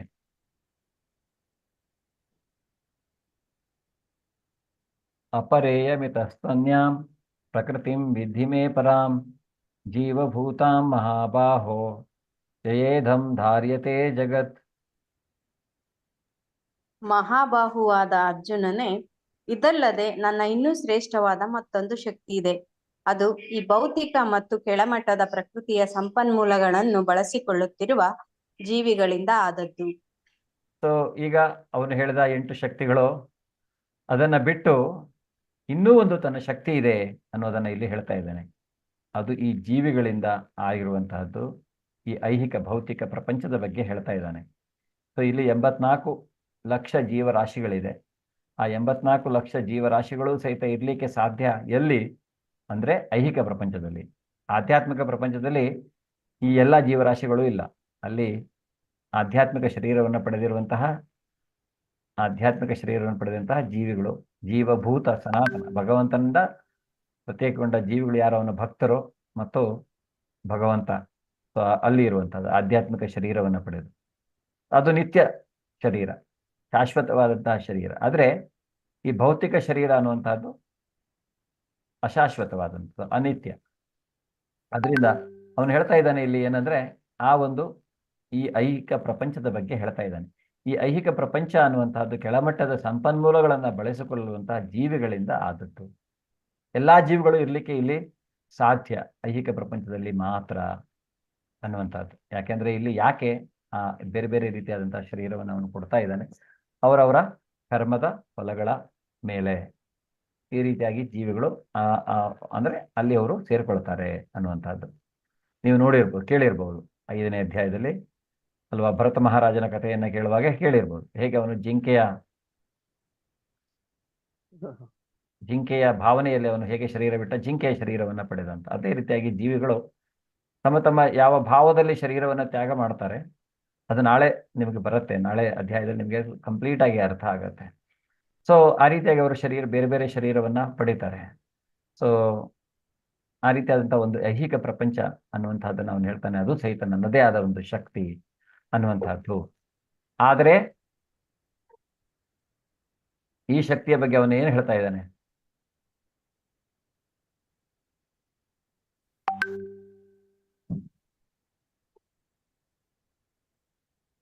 ಏತದ್ಯೋನೀನಿ ಭೂತಾನಿ ಸರ್ವಾಣಿ ಇತ್ಯುಪಧಾರಯಾತ್ ಅಹಂ ಕೃಷ್ಣಸ್ಯ ಜಗತಃ ಪ್ರಭವಃ ಪ್ರಲಯಸ್ತಥಾ. ಸೃಷ್ಟಿಯಾದ ಎಲ್ಲ ಜೀವಿಗಳಿಗೂ ಈ 2 ಪ್ರಕೃತಿಗಳೇ ಮೂಲ. ಈ ಜಗತ್ತಿನಲ್ಲಿ ಭೌತಿಕವಾದ ಮತ್ತು ಆಧ್ಯಾತ್ಮಿಕವಾದ ಎಲ್ಲದರ ಮೂಲವು ಅಂತ್ಯವು ನಾನೇ ಎಂದು ತಿಳಿದುಕೋ. ಸೊ ಜೀವಿಗಳಿಗೆ ಈ ಪ್ರಕೃತಿ ಮೂಲ. ಸೃಷ್ಟಿಯಾದ ಎಲ್ಲ ಜೀವಿಗಳಿಗೆ 2 ಪ್ರಕೃತಿಗಳು, ಒಂದು ಆಧ್ಯಾತ್ಮಿಕ, ಇನ್ನೊಂದು ಭೌತಿಕ. ಸೊ ಎಲ್ಲ ಜೀವಿಗಳಿಗೆ ಇದು 2 ಪ್ರಕೃತಿಗಳೇ ಮೂಲ ಅನ್ನುವಂಥದ್ದನ್ನ ಹೇಳ್ತಾನೆ. ಜೀವಿಗಳಿಗೆ ಆಧ್ಯಾತ್ಮಿಕ, ಆದರೆ ಭೌತಿಕವಾದ ಮತ್ತು ಆಧ್ಯಾತ್ಮಿಕವಾದ ಎಲ್ಲದರ ಮೂಲ ಮತ್ತೆ ಅಂತ್ಯ ನಾನೇ ಅನ್ನೋದನ್ನ ಇಲ್ಲಿ ಹೇಳ್ತಾ ಇದ್ದಾನೆ ಅವನು. 1 ಸೆಕೆಂಡ್.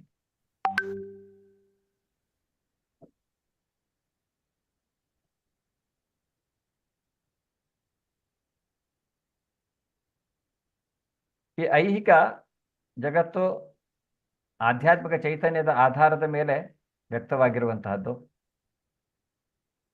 ಈ ನಮ್ಮ ಜಡವಸ್ತುವಿನ ಏನು ಈ ದೇಹ ಇದೆ, ಇದು ಬೆಳೆಯತ್ತೆ ಇಲ್ಲಿ. ಆದರೆ ಈ ದೇಹ ಬೆಳೆಯಲಿಕ್ಕೆ ಕಾರಣ ಅದರಲ್ಲಿರುವಂತಹ ಚೇತನ ಇಲ್ಲ ಅಂದ್ರೆ ಅದು ಬೆಳೆಯಲಿಕ್ಕೆ ಸಾಧ್ಯವಿಲ್ಲ ಅನ್ನುವಂಥದ್ದು. ಅದರಿಂದ ಇಲ್ಲಿ ಅವನು ಹೇಳ್ತಾ ಇದ್ದಾನೆ, ಕಠೋಪನಿಷತ್ನಲ್ಲಿ ಹೇಳ್ತಾರೆ ಅಂದ್ರೆ ನಿತ್ಯೋ ನಿತ್ಯಾನಾಂ ಚೇತನಶ್ಚೇತನಾನಾಂ, ಅಂದ್ರೆ ಎಲ್ಲದಕ್ಕೂ ಮೂಲ ಕಾರಣ ಕೃಷ್ಣ ಅನ್ನುವಂಥದ್ದು. ಸೊ ಈಗ ಬ್ರಹ್ಮ 1000 ವರ್ಷ ಭಗವಂತನನ್ನು ತಪಸ್ಸು ಮಾಡಿದ ಮೇಲೆ ಭಗವಂತ ಅವನಿಗೆ ಸೃಷ್ಟಿ ಮಾಡಲಿಕ್ಕೆ ಅಧಿಕಾರ ಕೊಡ್ತಾನೆ. ಸೊ ಅವನು ಸೃಷ್ಟಿಯನ್ನ ಮಾಡ್ತಾನೆ, ಆದರೆ ಆ ಸೃಷ್ಟಿಯಲ್ಲಿ ಚೈತನ್ಯ ತುಂಬಲಿಕ್ಕೆ ವಿಷ್ಣುವೇ ಬರಬೇಕಾಗತ್ತೆ. ಅವನು ಅಂದ್ರೆ ಅವ್ರ ಸೃಷ್ಟಿ ಆಗತ್ತೆ ಹೌದು, ಆದರೆ ಚೈತನ್ಯ ಬಂದ್ರೆ ಮಾತ್ರ ತಾನೇ ಆ ಸೃಷ್ಟಿಯಲ್ಲಿ ವೈವಿಧ್ಯತೆ ಬರುವಂತಹದ್ದು. ಅದರಿಂದ ಆ ವೈವಿಧ್ಯತೆಗೆ, ಆ ಚೈತನ್ಯವನ್ನು ತುಂಬಲಿಕ್ಕೆ ಬರುವಂತಹವನೇ ಕೃಷ್ಣ. ಅದನ್ನೇ ಇಲ್ಲಿ ಅವನು ಹೇಳ್ತಾ ಇದ್ದಾನೆ ಮುಂದೆ, ಮತ್ತಃ ಪರತರ ನಾನ್ಯತ್ ಕಿಂಚಿದಸ್ತಿ ಧನಂಜಯ ಮಯಿ ಸರ್ವಮಿದಂ ಪ್ರೋತಂ ಸೂತ್ರೇ ಮಣಿಗಣ ಇವ. ಧನಂಜಯ, ನನಗಿಂತ ಶ್ರೇಷ್ಠವಾದ ಸತ್ಯವಿಲ್ಲ. ಮಣಿಗಳನ್ನು ದಾರದಲ್ಲಿ ಪೋಣಿಸಿದ ಹಾಗೆ ಎಲ್ಲವೂ ನನ್ನನ್ನೇ ಅವಲಂಬಿಸಿದೆ. ಸೊ ಮಣಿಗಳನ್ನು ದಾರದಲ್ಲಿ ಪೋಣಿಸಿದಾಗೆ, ಹೇಗೆ ಒಂದು ದಾರ ಇದ್ರೆ ಮಾತ್ರ ಮಣಿ ಆರ್ಡರ್ಲಿ ಒಂದು ಸರಿಯಾದ ಒಂದು ವ್ಯವಸ್ಥೆಯಲ್ಲಿ ಇರುತ್ತೆ ಅಲ್ವಾ, ಇಲ್ಲಾಂದ್ರೆ ಅದು ಎಲ್ಲ ಕಡೆ ಚೆಲ್ಲಾಪಿಲ್ಲಿಯಾಗಿ ಹರಡ್ಕೊಂಡಿರುತ್ತೆ. ಅದೇ ರೀತಿಯಾಗಿ ಎಲ್ಲಾ ಸೃಷ್ಟಿ ಒಂದು ಸರಿಯಾದ, ನೀವು ನೋಡಬಹುದು ಎಂತೆಂತಹ ಗ್ರಹಗಳು, ಮಂಗಳ ಗ್ರಹ ಭೂಮಿಗಿಂತ 10 ಪಟ್ಟು 100 ಪಟ್ಟು ದೊಡ್ಡ ಗ್ರಹಗಳು. ಸೂರ್ಯ ಹೇಳಲಿಕ್ಕೆ ಸಾಧ್ಯವಿಲ್ಲ ಅವನ ಸೈಜ್, ಆದರೂ ಸೈನ್ಸಲ್ಲಿ ಹೇಳಿದ್ದಾರೆ.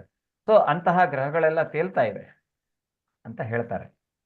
ಅದು ತೇಲಲಿಕ್ಕೆ ಹೇಗೆ ಸಾಧ್ಯ? ಅದು ತನ್ನ ಕಕ್ಷೆಯಲ್ಲಿದ್ದು ಭೂಮಿ ಅಷ್ಟು ನಿಖರವಾಗಿ 365 ದಿವಸ 24 ಗಂಟೆ ತನ್ನ ಸುತ್ತ ತಿರುಗ್ತಾ ಅಷ್ಟು ನಿಖರವಾಗಿ ಹಗಲು ರಾತ್ರಿಗಳಾಗ್ತಾ ಇವೆ. ಅಷ್ಟು ನಿಖರವಾಗಿ ಎಲ್ಲ ಅಂದ್ರೆ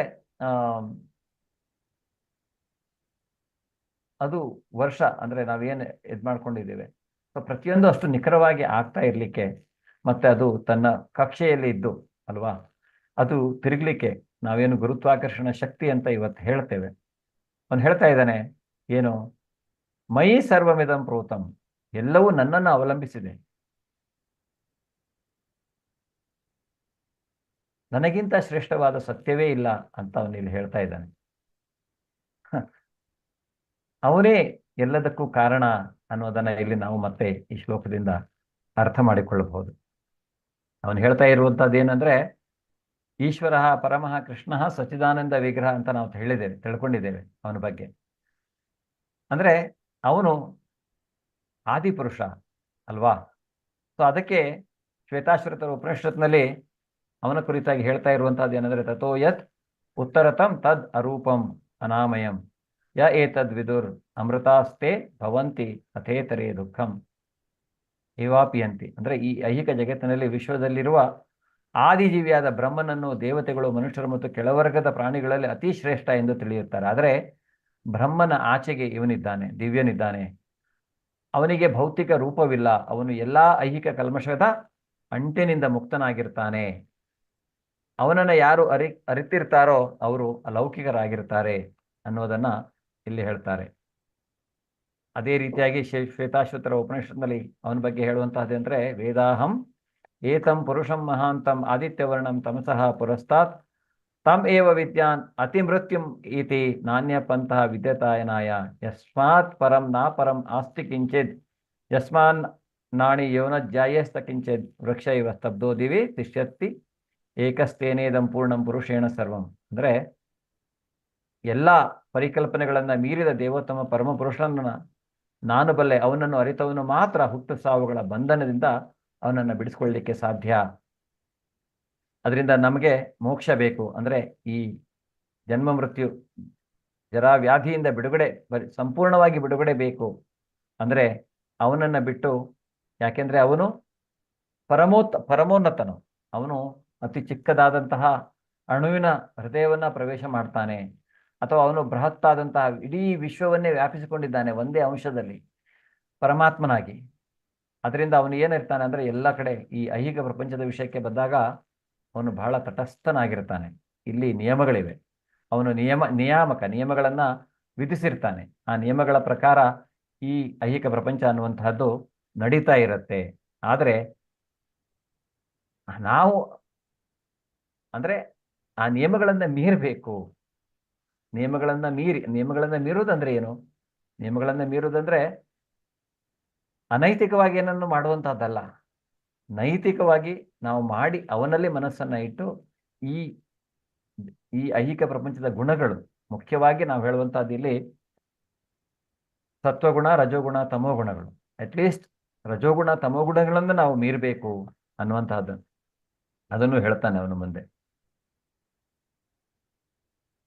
ರಸೋಹಮಪ್ಸು ಕೌಂತೆಯ ಪ್ರಭಾಸ್ಮಿ ಶಶಿಸೂರ್ಯಯೋ ಪ್ರಣವಃ ಸರ್ವವೇದೇಶೋ ಶಬ್ದಕ್ಕೆ ಪೌರುಷಂ ನೃಷು. ಹೇ ಅರ್ಜುನ, ನಾನು ನೀರಿನಲ್ಲಿ ರುಚಿಯು, ಸೂರ್ಯಚಂದ್ರರಲ್ಲಿ ಬೆಳಕು, ವೇದದ ಮಂತ್ರಗಳಲ್ಲಿ ಓಂಕಾರವೂ ಆಗಿದ್ದೇನೆ. ನಾನು ಆಕಾಶದಲ್ಲಿ ಶಬ್ದವು, ಪುರುಷರಲ್ಲಿ ಪೌರುಷವೂ ಆಗಿದ್ದೇನೆ. ಸೊ ಭಗವಂತ ತಾನು ಯಾರು ಅನ್ನೋದ್ರ ಬಗ್ಗೆ ನೋಡ್ತಾನೆ. ಯಾಕೆ ನಾವು ಬೇರೆ ಬೇರೆ ರೂಪದಲ್ಲಿ ಕೆಲವೊಂದು ನಾವಿಲ್ಲಿ ಪೂಜಿಸ್ತೇವೆ ಅಲ್ವಾ? ಯಾಕೆಂದ್ರೆ ನಾವು ನದಿಗಳನ್ನ ಪೂಜಿಸ್ತೇವೆ, ಸೂರ್ಯಚಂದ್ರರನ್ನ ಪೂಜಿಸ್ತೇವೆ. ವೇದ ಮಂತ್ರಗಳಲ್ಲಿ ಓಂಕಾರ ಎಷ್ಟು ಪವರ್ಫುಲ್ ಇದೆ. ಓಂ ಅನ್ನುವಂತಹದ್ದು, ಓಂ ಏನನ್ನ ಸೂಚಿಸುತ್ತೆ ಅನ್ನೋದನ್ನ ಅವನು ನಿಮ್ಗೆ 17ನೇ ಅಧ್ಯಾಯದಲ್ಲಿ ಅದರ ಬಗ್ಗೆ ಡಿಟೇಲ್ ಅಲ್ಲಿ ತಿಳ್ಕೊಳ್ಳಬಹುದು. ಅದರಿಂದ ಆಕಾಶದಲ್ಲಿರುವಂತಹ ಶಬ್ದ, ಪುರುಷರಲ್ಲಿರುವಂತಹ ಪೌರುಷ ಶಕ್ತಿ ಎಲ್ಲವೂ ತಾನೇ ಅನ್ನೋದನ್ನ ಇಲ್ಲಿ ಹೇಳ್ತಾ ಇದ್ದಾನೆ ಅವನು. ಯಾಕೆಂದ್ರೆ ಸೂರ್ಯಚಂದ್ರರನ್ನ ಭಗವಂತನ ಕಣ್ಣುಗಳು ಅಂತ ಹೇಳ್ತಾರೆ. ಅವರಲ್ಲಿ ಬೆಳಕು, ಆ ಬೆಳಕಿಗೂ ಮೂಲ ತಾನೇ ಅನ್ನೋದನ್ನ ಹೇಳ್ತಾ ಇದ್ದಾನೆ. ನಮಗೆ ಬೆಳಕಿನ ಮೂಲ ಯಾವುದು ನಾವು ಕೇಳಿದ್ರೆ ಸೂರ್ಯ ಅಂತ ಹೇಳ್ತೇವೆ. ಆದ್ರೆ ಆ ಸೂರ್ಯನ ತೇಜಸ್ಸಿನ ಹಿಂದಿನ ನಿಜವಾದ ಮೂಲ ಶ್ರೀಕೃಷ್ಣ ಅನ್ನೋದನ್ನ ನಾವಿಲ್ಲಿ ತಿಳ್ಕೊಳ್ಳಬಹುದು.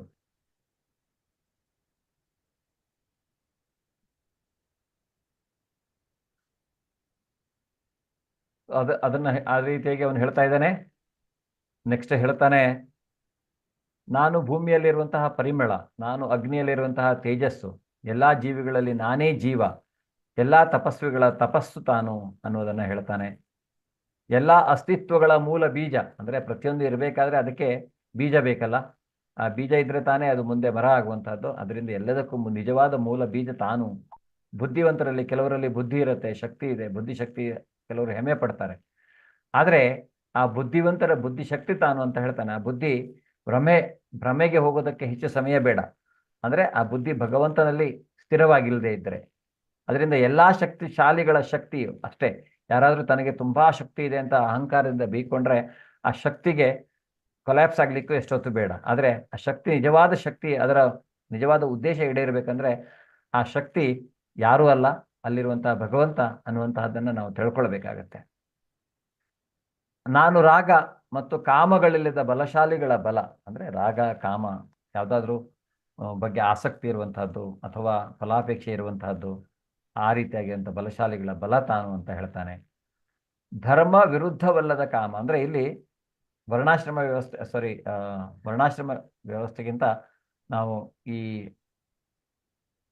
ಬ್ರಹ್ಮಚರ್ಯ, ಗೃಹಸ್ಥ, ವಾನಪ್ರಸ್ಥ, ಸನ್ಯಾಸ, ಈ 4 ಆಶ್ರಮಗಳೇನಿದೆ, 4 ಆಶ್ರಮಗಳಲ್ಲಿ ಈ ಗೃಹಸ್ಥ ಆಶ್ರಮ ಏನಿದೆ, ಇಲ್ಲಿ ನಾವು ಅಂದ್ರೆ ಶಾಸ್ತ್ರೋಕ್ತವಾಗಿ ಮದುವೆಯನ್ನು ಮಾಡಿಕೊಂಡು ಸುಪ್ರಜೆಯನ್ನು ಪಡೆಯುವುದಕ್ಕೋಸ್ಕರ ಮಾಡುವಂತಹ ಕಾಮ ಏನಿದೆ, ಆ ಕಾಮ ಅದು ವಿದಿತವಾದದ್ದು, ಆದರೆ ಅದು ಧರ್ಮದ ವಿರುದ್ಧವಲ್ಲದ ಕಾಮವಾಗಿರುವುದು. ಆದರೆ ಯಾವುದು ಧರ್ಮದ ವಿರುದ್ಧವಾದ ಕಾಮವನ್ನು ಮಾಡ್ಲಿಕ್ಕೆ ಹೋದ್ರೆ ನಾವು ಪತನವನ್ನು ಹೊಂದಬೇಕಾಗತ್ತೆ ಅನ್ನುವಂಥದ್ದನ್ನು ಭಗವಂತ ಆಲ್ರೆಡಿ ಹೇಳಿದ್ದಾನೆ. ಸೊ ಇಲ್ಲಿ ಬಲಶಾಲಿಗಳ ಅಂದ್ರೆ ಬಲನು ತಾನು ಅನ್ನೋದನ್ನು ಸಹಿತ ಹೇಳ್ತಾನೆ. ಏಚೈವ ಸಾತ್ವಿಕ ಭಾವ ರಾಜಸಸ್ತಾಮಸಾಶ್ಚಯೇ ಮತ್ತ ಏವೇತಿ ತಾನ್ ವಿದ್ಧಿ ನತ್ವಹಂ ತೇಷು ತೇ ಮಯಿ.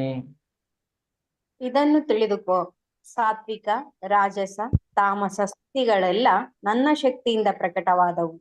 ಒಂದು ಅರ್ಥದಲ್ಲಿ ಪ್ರತಿಯೊಂದು ವಸ್ತುವೂ ನಾನೇ, ಆದರೆ ನಾನು ಸ್ವತಂತ್ರನು. ನಾನು ಐಹಿಕ ಪ್ರಕೃತಿಯ ಗುಣಗಳಿಗೆ ಒಳಪಟ್ಟಿಲ್ಲ, ಬದಲಿಗೆ ಅವು ನನ್ನಲ್ಲಿರುವವು. ನಿಮಗೆ ಒಂದು ಚಿಕ್ಕ ಉದಾಹರಣೆಯನ್ನು ಕೊಡ್ತೇನೆ. ಏನು, ಈಗ ನೀವೆಲ್ಲ ವರ್ಕ್ ಮಾಡ್ತಿದ್ದೀರಲ್ಲ, ಯಾವ್ದಾದ್ರು ಕಂಪ್ನಿಯಲ್ಲಿ ಅಲ್ಲಿ ಇಲ್ಲಿ ವರ್ಕ್ ಮಾಡ್ತಿದ್ದೀರಾ? ಹರೇ ಕೃಷ್ಣ. ಹೌದು ಪ್ರಭುಜಿ. ಕೆಲಸ ಜಾಬ್ ಮಾಡ್ತಾ ಇದ್ದೀರಲ್ಲ, ಓಕೆ. ಸೊ ಈಗ ನೀವು ಕಂಪನಿಗೆ ಜಾಬ್ ಮಾಡ್ತಾ ಇರುವಾಗ ನೀವು ಅಲ್ಲಿ ಒಂದು ಅಗ್ರಿಮೆಂಟ್ ಸೈನ್ ಹಾಕಿರ್ತೀರಲ್ಲ, ಹಾ ಪ್ರಭುಜಿ. Agreement sign ಹಾಕಿರ್ತೀರಿ. ಆ ಕಂಪನಿಯಲ್ಲಿ ರೂಲ್ಸ್ ಅಂಡ್ ರೆಗ್ಯುಲೇಷನ್ಸ್ ಇದೆ ಅಲ್ವಾ? ಅವ್ರು ಹೇಳ್ತಾರೆ ನೀವು ಬೆಳಗ್ಗೆ ಇಂತಿಷ್ಟೊತ್ತು ವರ್ಕ್ ಮಾಡಬೇಕು, ವಾರಕ್ಕೆ 35 hours, 45 hours, login check in ಬೇಕು, ಸಾಫ್ಟ್ವೇರ್ ಏನೋ ರೆಡಿ ಮಾಡಿರ್ತಾರೆ, ಅದಕ್ಕೆ ನೀವು ಚೆಕ್ ಇನ್ ಮಾಡಬೇಕು ಅಲ್ವಾ? ಇಲ್ಲ ಅಂದ್ರೆ ಇಂತಿಷ್ಟು ರಜೆ ಇದೆ ನಿಮಗೆ, ಈ ರೀತಿಯಾಗಿ ಡ್ರೆಸ್ ಕೋಡ್ ಇದೆ, ಬರಲಿಕ್ಕೆ ಹೋಗ್ಲಿಕ್ಕೆ, ನಿಮ್ಮ ಲಂಚ್ ಅವರ್ಸ್ ಎಷ್ಟು. ಸೊ ಹಲವಾರು ರೀತಿಯ ರೂಲ್ಸ್ ಇರುತ್ತೆ, ನಿಯಮಗಳು ಇರುತ್ತೆ ಅಲ್ಲಿ ಕೆಲಸ ಮಾಡಬೇಕಂದ್ರೆ. ಸೊ ಆ ನಿಯಮಕ್ಕೆ ನೀವು ಒಳಪಟ್ಟಿರ್ತೀರ ಅಲ್ವಾ? ಆ ಕಂಪ್ನಿಯಲ್ಲಿ ವರ್ಕ್ ಮಾಡ್ಬೇಕಂದ್ರೆ ನೀವು ಆ ನಿಯಮವನ್ನ ಪಾಲಿಸಬೇಕು. ಇಲ್ಲ ಅಂದ್ರೆ ನೀವು ಆ ಕಂಪನಿ ನಿಮಗೆ ಎಕ್ಸಿಟ್ ಡೋರ್ ತೋರ್ಸತ್ತೆ. ಸೊ ಅದೇ ರೀತಿಯಾಗಿ ಈ ಐಹಿಕ ಪ್ರಪಂಚಕ್ಕೆ ಒಂದು ನಿಯಮ ಇದೆ.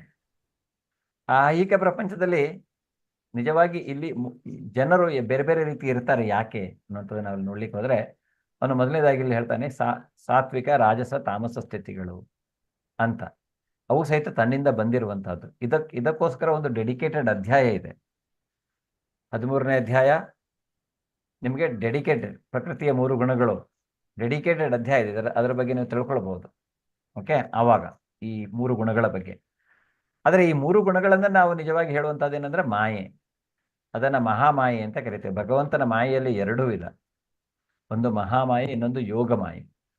ಈ ಮಹಾತ್ಮರು ದೇವತೆಗಳು, ಶಿವ, ಬ್ರಹ್ಮ, ಸೊ ಅಥವಾ ನಂದ, ಯಶೋಧ, ಅಥವಾ ಗೋಪ ಬಾಲರು, ಗೋಪಿಕಾ ಸ್ತ್ರೀಯರು ಎಲ್ಲ ಅವನ ಅತ್ಯಂತ ಹತ್ತಿರದಲ್ಲಿರುವಂಥವರು ಭಗವಂತನ ಯೋಗ ಮಾಯೆಯ ಪ್ರಭಾವದಲ್ಲಿ ಇರುವಂಥವ್ರು.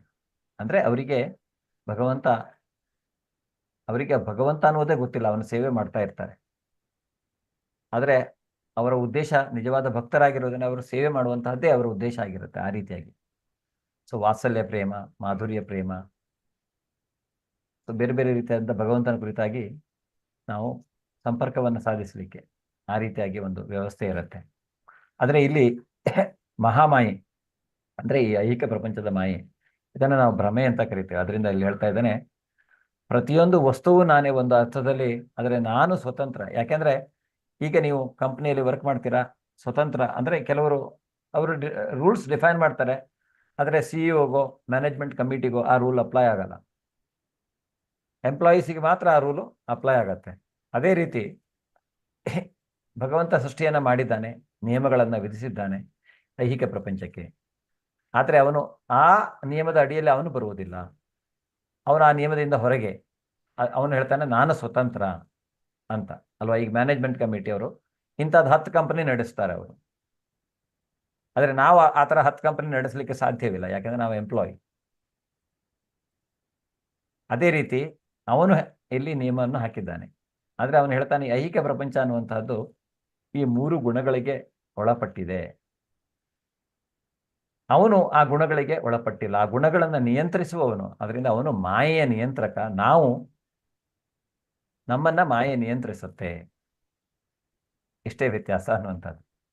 ತ್ರಿಭಿರ್ಗುಣಮಯೈರ್ಭಾವೈರ್ ಏಭಿಃ ಸರ್ವಮಿದಂ ಜಗತ್ ಮೋಹಿತಂ ನಾಭಿಜಾನಾತಿ ಮಾಮೇಭ್ಯಃ ಪರಮವ್ಯಯಂ.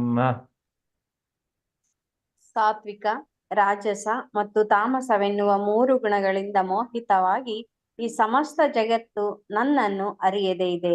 ನಾನು ಈ ಗುಣಗಳನ್ನ ಮೀರಿದವನು ಮತ್ತು ಅವ್ಯಯನು. ಅವ್ಯಯನು, ವ್ಯಯ ಅಂದ್ರೇನು? ಕ್ಷೀಣಿಸುವಂಥದ್ದು, ಕ್ಷಯಿಸುವಂಥದ್ದು, ನಾಶವಾಗುವಂಥದ್ದು. ಅವನು ಅವ್ಯಯ, ಅವನು ನಾಶವಾಗದೇ ಇರುವಂಥವನು. ನೋಡಿ, ಎಷ್ಟು ಚಿಕ್ಕ ಮಕ್ಕಳಿಗೆ ಹೇಳಿದಾಗೆ ಅವನು ಭಗವಂತ ಇಲ್ಲ ಅವನ ಬಗ್ಗೆ ನಮಗೆ ಅಲ್ಲಿ ಭಗವದ್ಗೀತೆಯಲ್ಲಿ ಹೇಳಿದ್ದಾನೆ. ಈ ಭಗವದ್ಗೀತೆಯನ್ನು ನಾವು ಎಷ್ಟೋ ಜನ ಜಾಯ್ನ್ ಆಗಿದ್ದೀರಾ, ಕೆಲವರು ಕಂಟಿನ್ಯೂ ಮಾಡ್ತಾ ಇಲ್ಲ. ಅಂದರೆ ಈಗ ನೀವು ಒಂದಿಷ್ಟು ಜನ ಕಂಟಿನ್ಯೂ ಮಾಡ್ತಾ ಇದ್ದೀರಾ, ತಪ್ಪದೆ ಅಟೆಂಡ್ ಮಾಡ್ತಾ ಇದ್ದೀರಾ. ಯಾಕೆಂದರೆ ನಿಮಗಿನ್ನು ತಿಳ್ಕೊಳ್ಬೇಕು, ಅವನನ್ನು ಅರ್ಥ ಮಾಡ್ಕೊಳ್ಬೇಕು ಅನ್ನುವಂಥದ್ದು. ಅಂದರೆ ಅದು ಒಂದು ಭಗವತ್ ಪ್ರೇರಣೆನೇ. ಆ ಭಗವತ್ ಪ್ರೇರಣೆ ಇಲ್ಲದೆ ಅದು ನೀವು ಇಲ್ಲಿ ಕುಳಿತು ಕೇಳಲಿಕ್ಕೆ ಅಥವಾ ನಾನಿಲ್ಲಿ ಬಂದು ನಿಮಗೆ ಕ್ಲಾಸ್ ಮಾಡಲಿಕ್ಕೆ ಇದು ಯಾವುದೂ ಆಗಲಿಕ್ಕೆ ಸಾಧ್ಯವಿಲ್ಲ. ಅಂದರೆ ಎಲ್ಲೋ ಒಂದು ಕಡೆ ನಮಗೆ ಒಂದು ಸಮಯ ಬಂದಿದೆ, ನಾವು ನಮ್ಮ ಪ್ರಯತ್ನ ನಾವು ಮಾಡಿಕೊಂಡು ಈ ಒಂದು 3 ಗುಣಗಳಿಂದ ಹೊರಗೆ ಬರಬೇಕು ಅನ್ನುವಂಥದ್ದು. ಅದರಿಂದ ಅವನು ಹೇಳ್ತಾ ಇದ್ದಾನೆ, ಮೋಹಿತರಾಗಿ ಸಮಸ್ತ ಜಗತ್ತು ಈ 3 ಗುಣಗಳ ಅಡಿಯಲ್ಲಿ ಯಾರು ಬರ್ತಾರೆ ಅವರು ಭಗವಂತನನ್ನು ಅರ್ಥ ಮಾಡಿಕೊಳ್ಳಲಿಕ್ಕೆ ಸಾಧ್ಯವಿಲ್ಲ. ಈ ಗುಣಗಳ ಪ್ರಭಾವದಲ್ಲಿದ್ದಾಗ ಭಗವಂತನನ್ನು ಅರ್ಥ ಮಾಡಿಕೊಳ್ಳಲಿಕ್ಕೆ ಸಾಧ್ಯವಿಲ್ಲ. ಈ ಗುಣಗಳನ್ನು ಮೀರಿದಾಗ ಅವನ ಜೊತೆಗೆ ನಾವು ನೇರ ಸಂಪರ್ಕವನ್ನು ಪಡಿತೇವೆ, ಅವನನ್ನು ಅರ್ಥ ಮಾಡಿಕೊಳ್ಳಲಿಕ್ಕೆ ಸಾಧ್ಯ, ಅವನು ಹೇಗಿದ್ದಾನೋ ಹಾಗೆ. ಅದರಿಂದ ಭಗವಂತನ ಅರಿತುಕೊಳ್ಬೇಕಂದ್ರೆ ನಾವೇನು ಮಾಡಬೇಕು? ಭಕ್ತಿ ಮಾಡಬೇಕು. ಭಕ್ತಿ ಮಾಡಿ ಈ 3 ಗುಣಗಳಿಂದ ಹೊರಗೆ ಬರಬೇಕು. ಸತ್ವಗುಣದಿಂದಲೂ ಸಹಿತ ನಾವು ಹೋಗಿ ಶುದ್ಧ ಸತ್ವಗುಣಕ್ಕೆ ಹೊರಗೆ. ಅದರಿಂದ ಅವನು ಹೇಳ್ತಾನೆ, ಈ 3 ಗುಣಗಳನ್ನು ಯಾರು ಮೀರ್ತಾರೆ ಅವರು ನನ್ನನ್ನು ಅರಿತಾರೆ ಅಂತ. ಅದರಿಂದ ಈ 3 ಗುಣಗಳನ್ನು ಅರಿಯದೆ ಈ ಗುಣಗಳಲ್ಲಿ ಇದ್ದು ಮೋಹಿತವಾಗಿ, ಅಂದರೆ ಮೋಹಿತವಾಗೋದಂದ್ರೇನು? ಅದನ್ನೇ ಸತ್ಯ ಅಂತ ನಾವು ನಂಬಿಕೊಂಡಿರುವಂಥದ್ದು. ಇಲ್ಲಿ ಆ ಗುಣಗಳ ಅಧೀನದಲ್ಲಿ ನಾವಿರುವಂತಹದ್ದು. ಆದರೂ ಅದರಿಂದ ಆ ರೀತಿಯಾಗಿ ನಾವು ಅವನನ್ನು ಅರಿಯದೇ ಇದ್ದು ನಾವಿಲ್ಲಿ ಬಹಳ ಸಂಕಟವನ್ನು ಅನುಭವಿಸ್ತೇವೆ. ಜೀವಿ ಬಹಳ ಸಂಕಟವನ್ನು ಅನುಭವಿಸ್ತಾನೆ. ಸೀವೇಜ್ ವಾಟರ್ ಟ್ಯಾಂಕಲ್ಲಿ ನಾವಿಲ್ಲಿ ಇದ್ದು ಸ್ವಿಮ್ಮಿಂಗ್ ಮಾಡ್ತಾ ಇದ್ದೇವೆ. ಆದರೆ ನಮ್ಗನ್ಸುತ್ತೆ ಬಹಳ ಖುಷಿ, ಆನಂದ ಇಲ್ಲಿ ಇರಲಿಕ್ಕೆ ಅಂತ. ಸೊ ಆದರೆ ಅದನ್ನು ಮೀರಿ ನಾವು ಹೋಗಬೇಕು.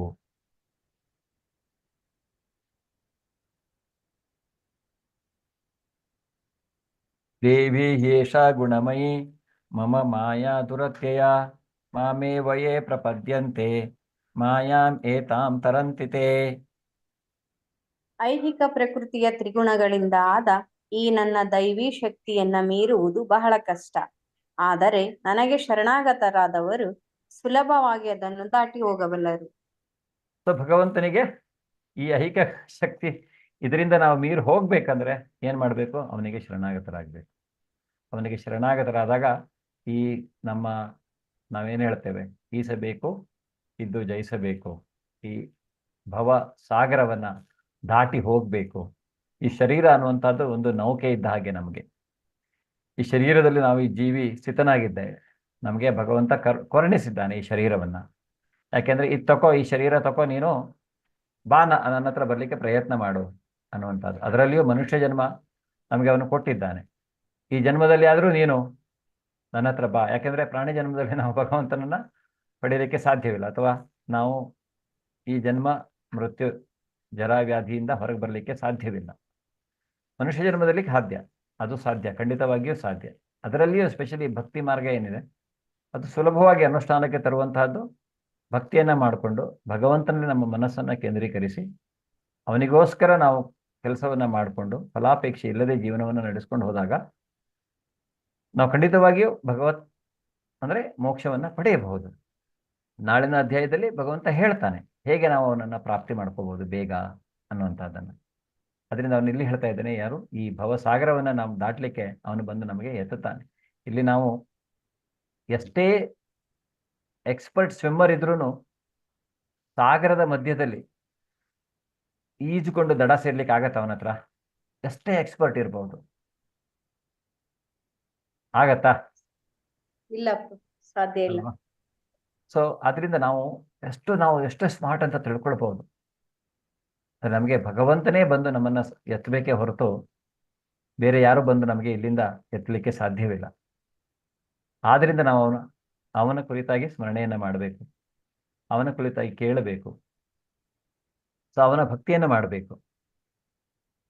ಭಗವಂತ ಇಲ್ಲಿ ಹೇಳ್ತಾ ಇದ್ದಾನೆ, ಯಾರು ಅವನಿಗೆ ಶರಣಾಗತರಾಗುವುದಿಲ್ಲ ಅನ್ನೋದ್ರ ಬಗ್ಗೆ. ನಮಾಂ ದುಷ್ಕೃತಿನೋ ಮೂಢಾಹ ಪ್ರಪದ್ಯಂತೆ ನರಾಧಮಾಹ ಮಾಯಯಾಪಹೃತ ಜ್ಞಾನ ಆಸುರಂ ಭಾವಮಾಶ್ರಿತಾಹ. ಅತ್ಯಂತ ಮೂರ್ಖರು, ನರಾಧಮರು, ಮಾಯೆಯಿಂದ ಜ್ಞಾನ ನಷ್ಟವಾದವರು, ಅಸುರಿ ಸ್ವಭಾವದವರು, ಈ ಬಗೆಯ ದುಷ್ಟರು ನನಗೆ ಶರಣಾಗುವುದಿಲ್ಲ. ಇಲ್ಲಿ ಬಹಳ ಜನ ಇದ್ದಾರೆ, ದೇವರನ್ನ ನಂಬದೇ ಇರೋರು ಇದ್ದಾರೆ, ದೇವರನ್ನ ಅವರದೇ ರೀತಿಯಾಗಿ ವ್ಯಾಖ್ಯಾನ ಮಾಡಿಕೊಂಡು ದೇವ್ರು ಹೀಗೆ ಹಾಗೆ ಅಂತ ನಂಬೋರಿದ್ದಾರೆ. ಸೊ ಕೆಲವರು ಮೂರ್ಖರು ಅಂತ ಹೇಳ್ತಾನೆ. ಮೂರ್ಖರು, ನಾವು ಯಾರಿಗೆ ಮೂರ್ಖರು ಅಂತ ಹೇಳುವುದು? ಯಾರು ಸರಿಯಾದ ಜ್ಞಾನವನ್ನು ಹೊಂದದೇ ಇರುವಂಥವ್ರು ಅಲ್ವಾ? ಅವರ ತಿಳುವಳಿಕೆ ಸರಿಯಾಗಿರುವುದಿಲ್ಲ, ಅವರನ್ನು ನಾವು ಮೂರ್ಖರು ಅಂತ ಹೇಳ್ತೇವೆ. ಆ ರೀತಿಯಾಗಿ ಭಗವಂತನ ಕುರಿತಾಗಿ ಸರಿಯಾಗಿ ತಿಳ್ಕೊಳ್ಳದೇ ಇರುವಂಥವ್ರು ನರ ಅಧಮರು. ನರರಲ್ಲಿಯೇ, ಮನುಷ್ಯರಲ್ಲಿಯೇ ಅಧಮರು ಅಂದ್ರೆ ಯಾರು? ಅತ್ಯಂತ ಕೀಳು ಕೆಲಸಗಳನ್ನ ಮಾಡುವಂಥವ್ರು,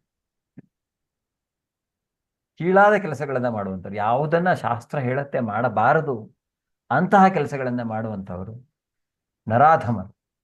ಮತ್ತೆ ಮಾಯೆಯಿಂದ, ಹೀಗೆ ಕೆಲವರು ತುಂಬಾ ಓದಿರ್ತಾರೆ, ವೇದಗಳನ್ನು ಓದಿರ್ಬೋದು, ಜ್ಞಾನವನ್ನ ಪಡೆದಿರ್ಬೋದು, ಆದರೆ ಮಾಯೆಯ ಪ್ರಭಾವದಲ್ಲಿದ್ದು ಆ ಜ್ಞಾನ ಅವರಿಗೆ ಸಮಯಕ್ಕೆ ಸರಿಯಾಗಿ ಕೆಲಸ ಮಾಡುವುದಿಲ್ಲ.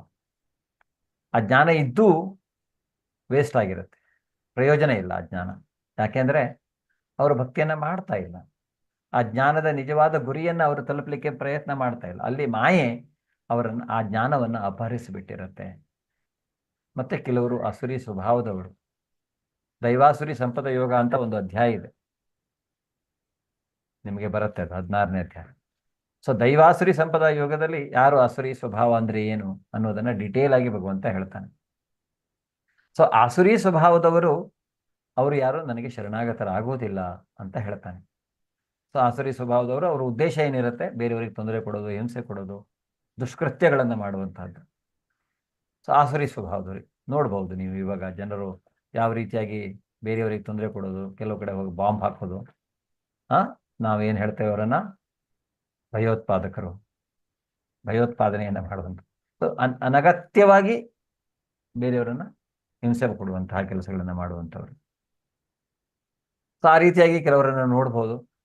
ರಾವಣನಂಥವರು, ಭಸ್ಮಾಸುರನಂಥವರು ತಪಸ್ಸನ್ನೂ ಮಾಡ್ತಾರೆ, ಆದರೆ ಆ ತಪಸ್ಸನ್ನ ಸರಿಯಾದ ರೀತಿಯಲ್ಲಿ ಹಿರಣ್ಯಕಶಿಪು, ಸೊ ಅವ್ರು ಯಾರು ಆ ತಪಸ್ಸನ್ನ ಮಾಡಿ ಅದನ್ನ ಸದುದ್ದೇಶಕ್ಕೆ ಬೆಳೆಸ್ಕೊಳ್ಳದೆ ದುಷ್ಕೃತ್ಯಗಳನ್ನ ಮಾಡ್ತಾರೆ, ಅದರಿಂದ ಅಂತಹವರು ಭಗವಂತನಿಗೆ ಶರಣಾಗತರಾಗುವುದಿಲ್ಲ.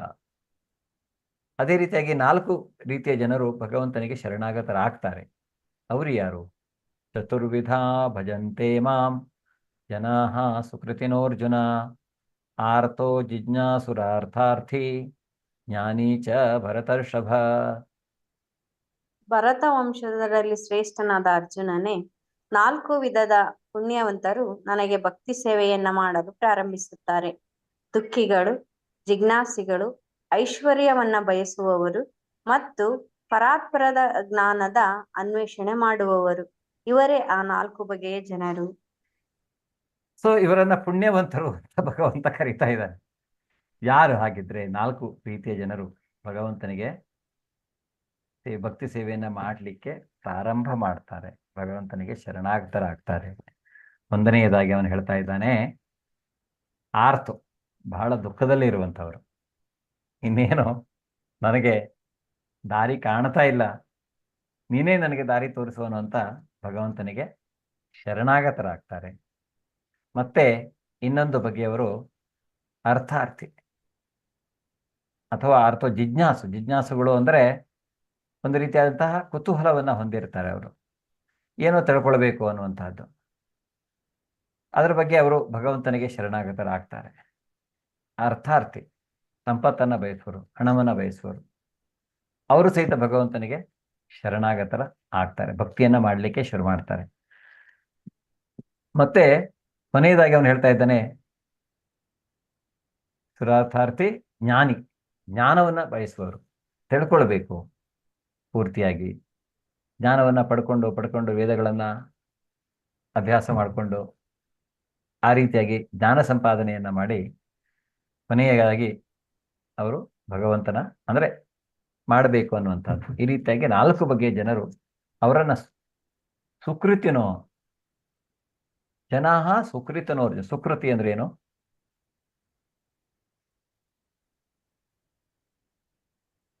ಒಳ್ಳೆ ಕೆಲಸ ಮಾಡುವರು. ಹರೇ ಕೃಷ್ಣ ಮಾತಾಜಿ, ಹೇಗಿದ್ದೀರಾ?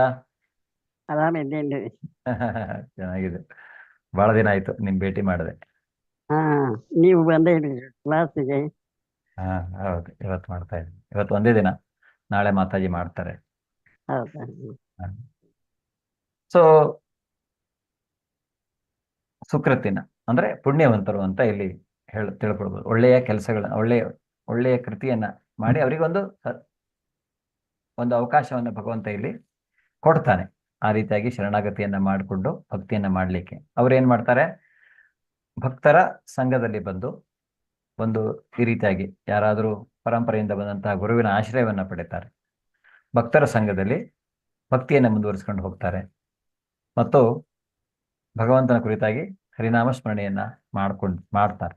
ಹರೇ ಕೃಷ್ಣ ಕೃಷ್ಣ ಕೃಷ್ಣ ಹರೇ ಹರೇ, ಹರೇ ರಾಮ ರಾಮ ರಾಮ ಹರೇ. ಆ ರೀತಿಯಾಗಿ ಭಜಂತ ಅನನ್ಯ ಮನಸ್ಸು ಅಂತ ಹೇಳ್ತಾನೆ ಭಗವಂತ. ಅನನ್ಯ ಅಂದ್ರೆ ಪೂರ್ತಿಯಾಗಿ ಅವನಲ್ಲಿಯೇ ಮನಸ್ಸನ್ನ ಇಟ್ಟು ಹರಿನಾಮ ಸ್ಮರಣೆಯನ್ನ ಮಾಡುವುದರಿಂದ ಯಾಕೆಂದ್ರೆ ಯಜ್ಞ ಇದೆ ಅಲ್ಲ, ಯಜ್ಞಗಳು ಬೇರೆ ಬೇರೆ ರೀತಿಯಾದ ಯಜ್ಞಗಳು ಹೇಳ್ತಾರೆ. ಆದರೆ ಜಪಯಜ್ಞ ಅನ್ನುವಂತಹದ್ದು ಕಲಿಯುಗಕ್ಕೆ ಹೇಳಿ ಮಾಡಿಸೋದು.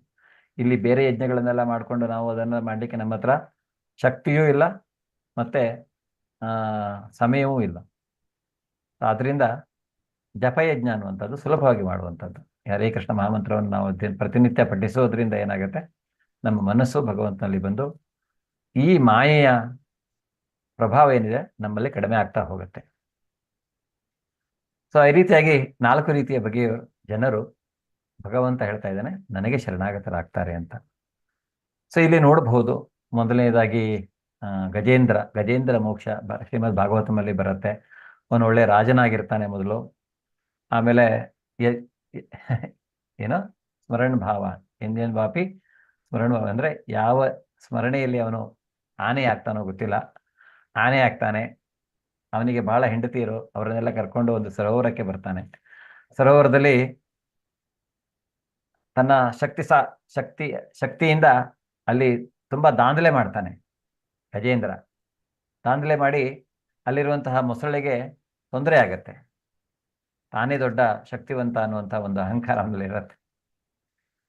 ಆದರೆ ಆ ಮೊಸಳೆ ಮತ್ತೆ ಗಜೇಂದ್ರನಿಗೆ ಯುದ್ಧ ಶುರುವಾಗತ್ತೆ. ಹಲವು ವರ್ಷಗಳ ಕಾಲ ಯುದ್ಧ ಆಗತ್ತಂತೆ. ಅದು ಕೊನೆಯದಾಗಿ ನೀರಿನಲ್ಲಿ ಆನೆಗೆ ಶಕ್ತಿ ಕ್ಷೀಣಿಸ್ತಾ ಹೋಗುತ್ತೆ. ಗಜೇಂದ್ರನ ಶಕ್ತಿ ಕ್ಷೀಣಿಸ್ತಾ ಹೋಗಿ ಅವನು ದುಃಖದಿಂದ ಅವನಿಗೆ ಹಿಂದಿನ ಜನ್ಮದಲ್ಲಿ ಮಾಡಿದ ಭಗವಂತನ ನಾಮಸ್ಮರಣೆ, ಅವನ ಶ್ಲೋಕ ಪಠಣ ನೆನಪಾಗತ್ತೆ. ಅದನ್ನ ನೆನಪಿಸ್ಕೊಂಡು ಆ ಗಜೇಂದ್ರ ಭಗವಂತನ ಅಂದ್ರೆ ತನ್ನತ್ರ ಇನ್ನು ಆಗದಿಲ್ಲ ಅನ್ನುವಂಥ ಸ್ಥಿತಿಯಲ್ಲಿ ಪ್ರಾರ್ಥನೆಯನ್ನ ಮಾಡ್ತಾನೆ. ಗಜೇಂದ್ರ ಸ್ತುತಿ ಅಂತ ಬರುತ್ತೆ.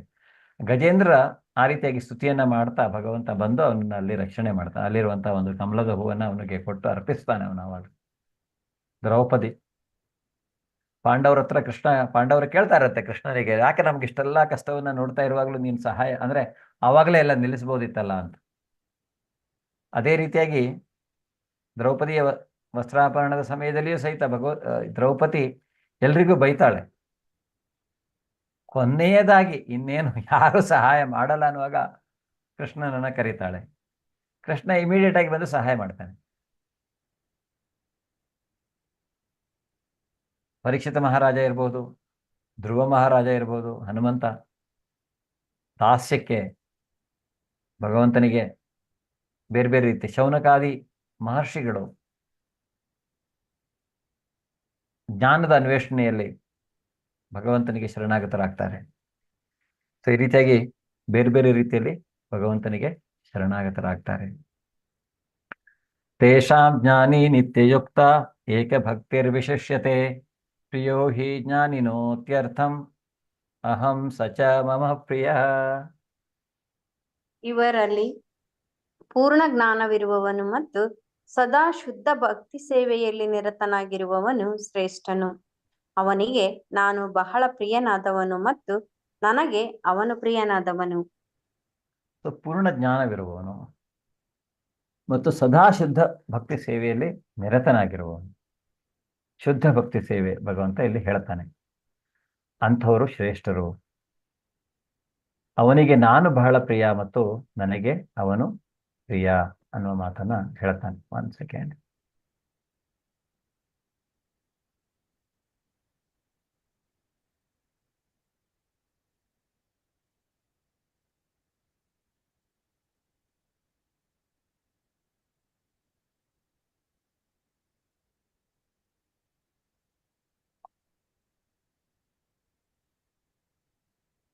ಅಂದ್ರೆ ಭಗವಂತನಲ್ಲಿ ಅಂದ್ರೆ ಯಾರು ಸಂಪೂರ್ಣ ಜ್ಞಾನವನ್ನ ಹೊಂದಿರ್ತಾರೆ, ಈ 4 ಜನರು ಯಾರು ಭಗವಂತನಿಗೆ ಶರಣಾಗತರಾಗ್ತಾರೆ ಅಂಥವರಲ್ಲಿ ಯಾರು ಜ್ಞಾನವನ್ನ ಪಡಿತಾರೆ, ಸಂಪೂರ್ಣ ಜ್ಞಾನವನ್ನ ಪಡಿತಾರೆ ಮತ್ತು ಭಗವಂತನಲ್ಲಿ ಭಕ್ತಿಯನ್ನ ಮಾಡ್ತಾರೆ, ಅಂಥವರು ಅವನಿಗೆ ಪ್ರಿಯ ಅನ್ನೋದನ್ನ ಇಲ್ಲಿ ಹೇಳ್ತಾನೆ. ಯಾಕೆಂದ್ರೆ ಈ ಜ್ಞಾನದಲ್ಲಿ ನಾವು ಮುಂದುವರೆದಾಗ ಭಗವಂತನ ಹಲವು ಹಂತಗಳು ನಮಗೆ ಅರಿವಾಗುತ್ತೆ. ನಿರಾಕಾರ, ರೂಪ, ಬ್ರಹ್ಮಜ್ಯೋತಿ, ಪರಮಾತ್ಮನ ಅರಿವಾಗುತ್ತೆ. ಅವನು ಆಮೇಲೆ ಪರಿಶುದ್ಧನಾಗ್ತಾನೆ. ಪರಿಶುದ್ಧನಾಗಿ ಭಗವಂತನ ಸೇವೆಯಲ್ಲಿ ತನ್ನನ್ನು ತಾನು ಪರಿಪೂರ್ಣವಾಗಿ ತೊಡಗಿಸಿಕೊಳ್ತಾನೆ. ಆಗ ಅವನಿಗೇನಾಗತ್ತೆ, ಅವನಿಗೆ ಭಗವಂತ ಯಾರು, ಅವನ ಪರಿಪೂರ್ಣ ಜ್ಞಾನ ಅವನು ಪಡೀತಾನೆ. ಮತ್ತೆ ಅವನು ಪರಿಶುದ್ಧನಾಗ್ತಾನೆ. ಅಂದ್ರೆ ಅಲ್ಲಿ ಅವನು ಭಗವಂತನ ಗುಣಲಕ್ಷಣಗಳನ್ನ ಪಡೀತಾನೆ. ಅಂಥವರು ತನಗೆ ಪ್ರಿಯರು ಅಂತ ಹೇಳ್ತಾನೆ. ಬಹೂನಾಂ ಜನ್ಮನಾಮಂತೆ ಜ್ಞಾನವಾನ್ ಮಾಂ ಪ್ರಪದ್ಯತೆ ವಾಸುದೇವ ಸರ್ವಂ ಇತಿ ಸಹ ಮಹಾತ್ಮ ಸದುರ್ಲಭ. ಅನೇಕ ಬಾರಿ ಹುಟ್ಟಿ ಸತ್ತ ನಂತರ ವಾಸ್ತವವಾಗಿ ಜ್ಞಾನದಲ್ಲಿರುವವನಿಗೆ ನಾನು ಎಲ್ಲ ಕಾರಣಗಳ ಕಾರಣ ಮತ್ತು ಅಸ್ತಿತ್ವದಲ್ಲಿರುವ ಎಲ್ಲದರ ಕಾರಣ ಎನ್ನುವುದು ತಿಳಿಯುತ್ತದೆ. ಆದುದರಿಂದ ಅವನು ನನಗೆ ಶರಣಾಗುತ್ತಾನೆ. ಅಂತಹ ಮಹಾತ್ಮನು ದುರ್ಲಭ. ಮಹಾತ್ಮ ಅಂತ ಹೇಳ್ತಾನೆ ಭಗವಂತ. ಸೊ ಇಲ್ಲಿ ಮಹಾತ್ಮ ಭಗವಂತನ ಹೇಳಿರುವಂತಹದ್ದು ಮಹಾತ್ಮ ವ್ಯಾಖ್ಯಾನವೇ ಬೇರೆ. ನಾವು ಇಲ್ಲಿ ಮಹಾತ್ಮ ಅಂತ ಯಾರಿಗೆ ಕರಿತೀವಿ?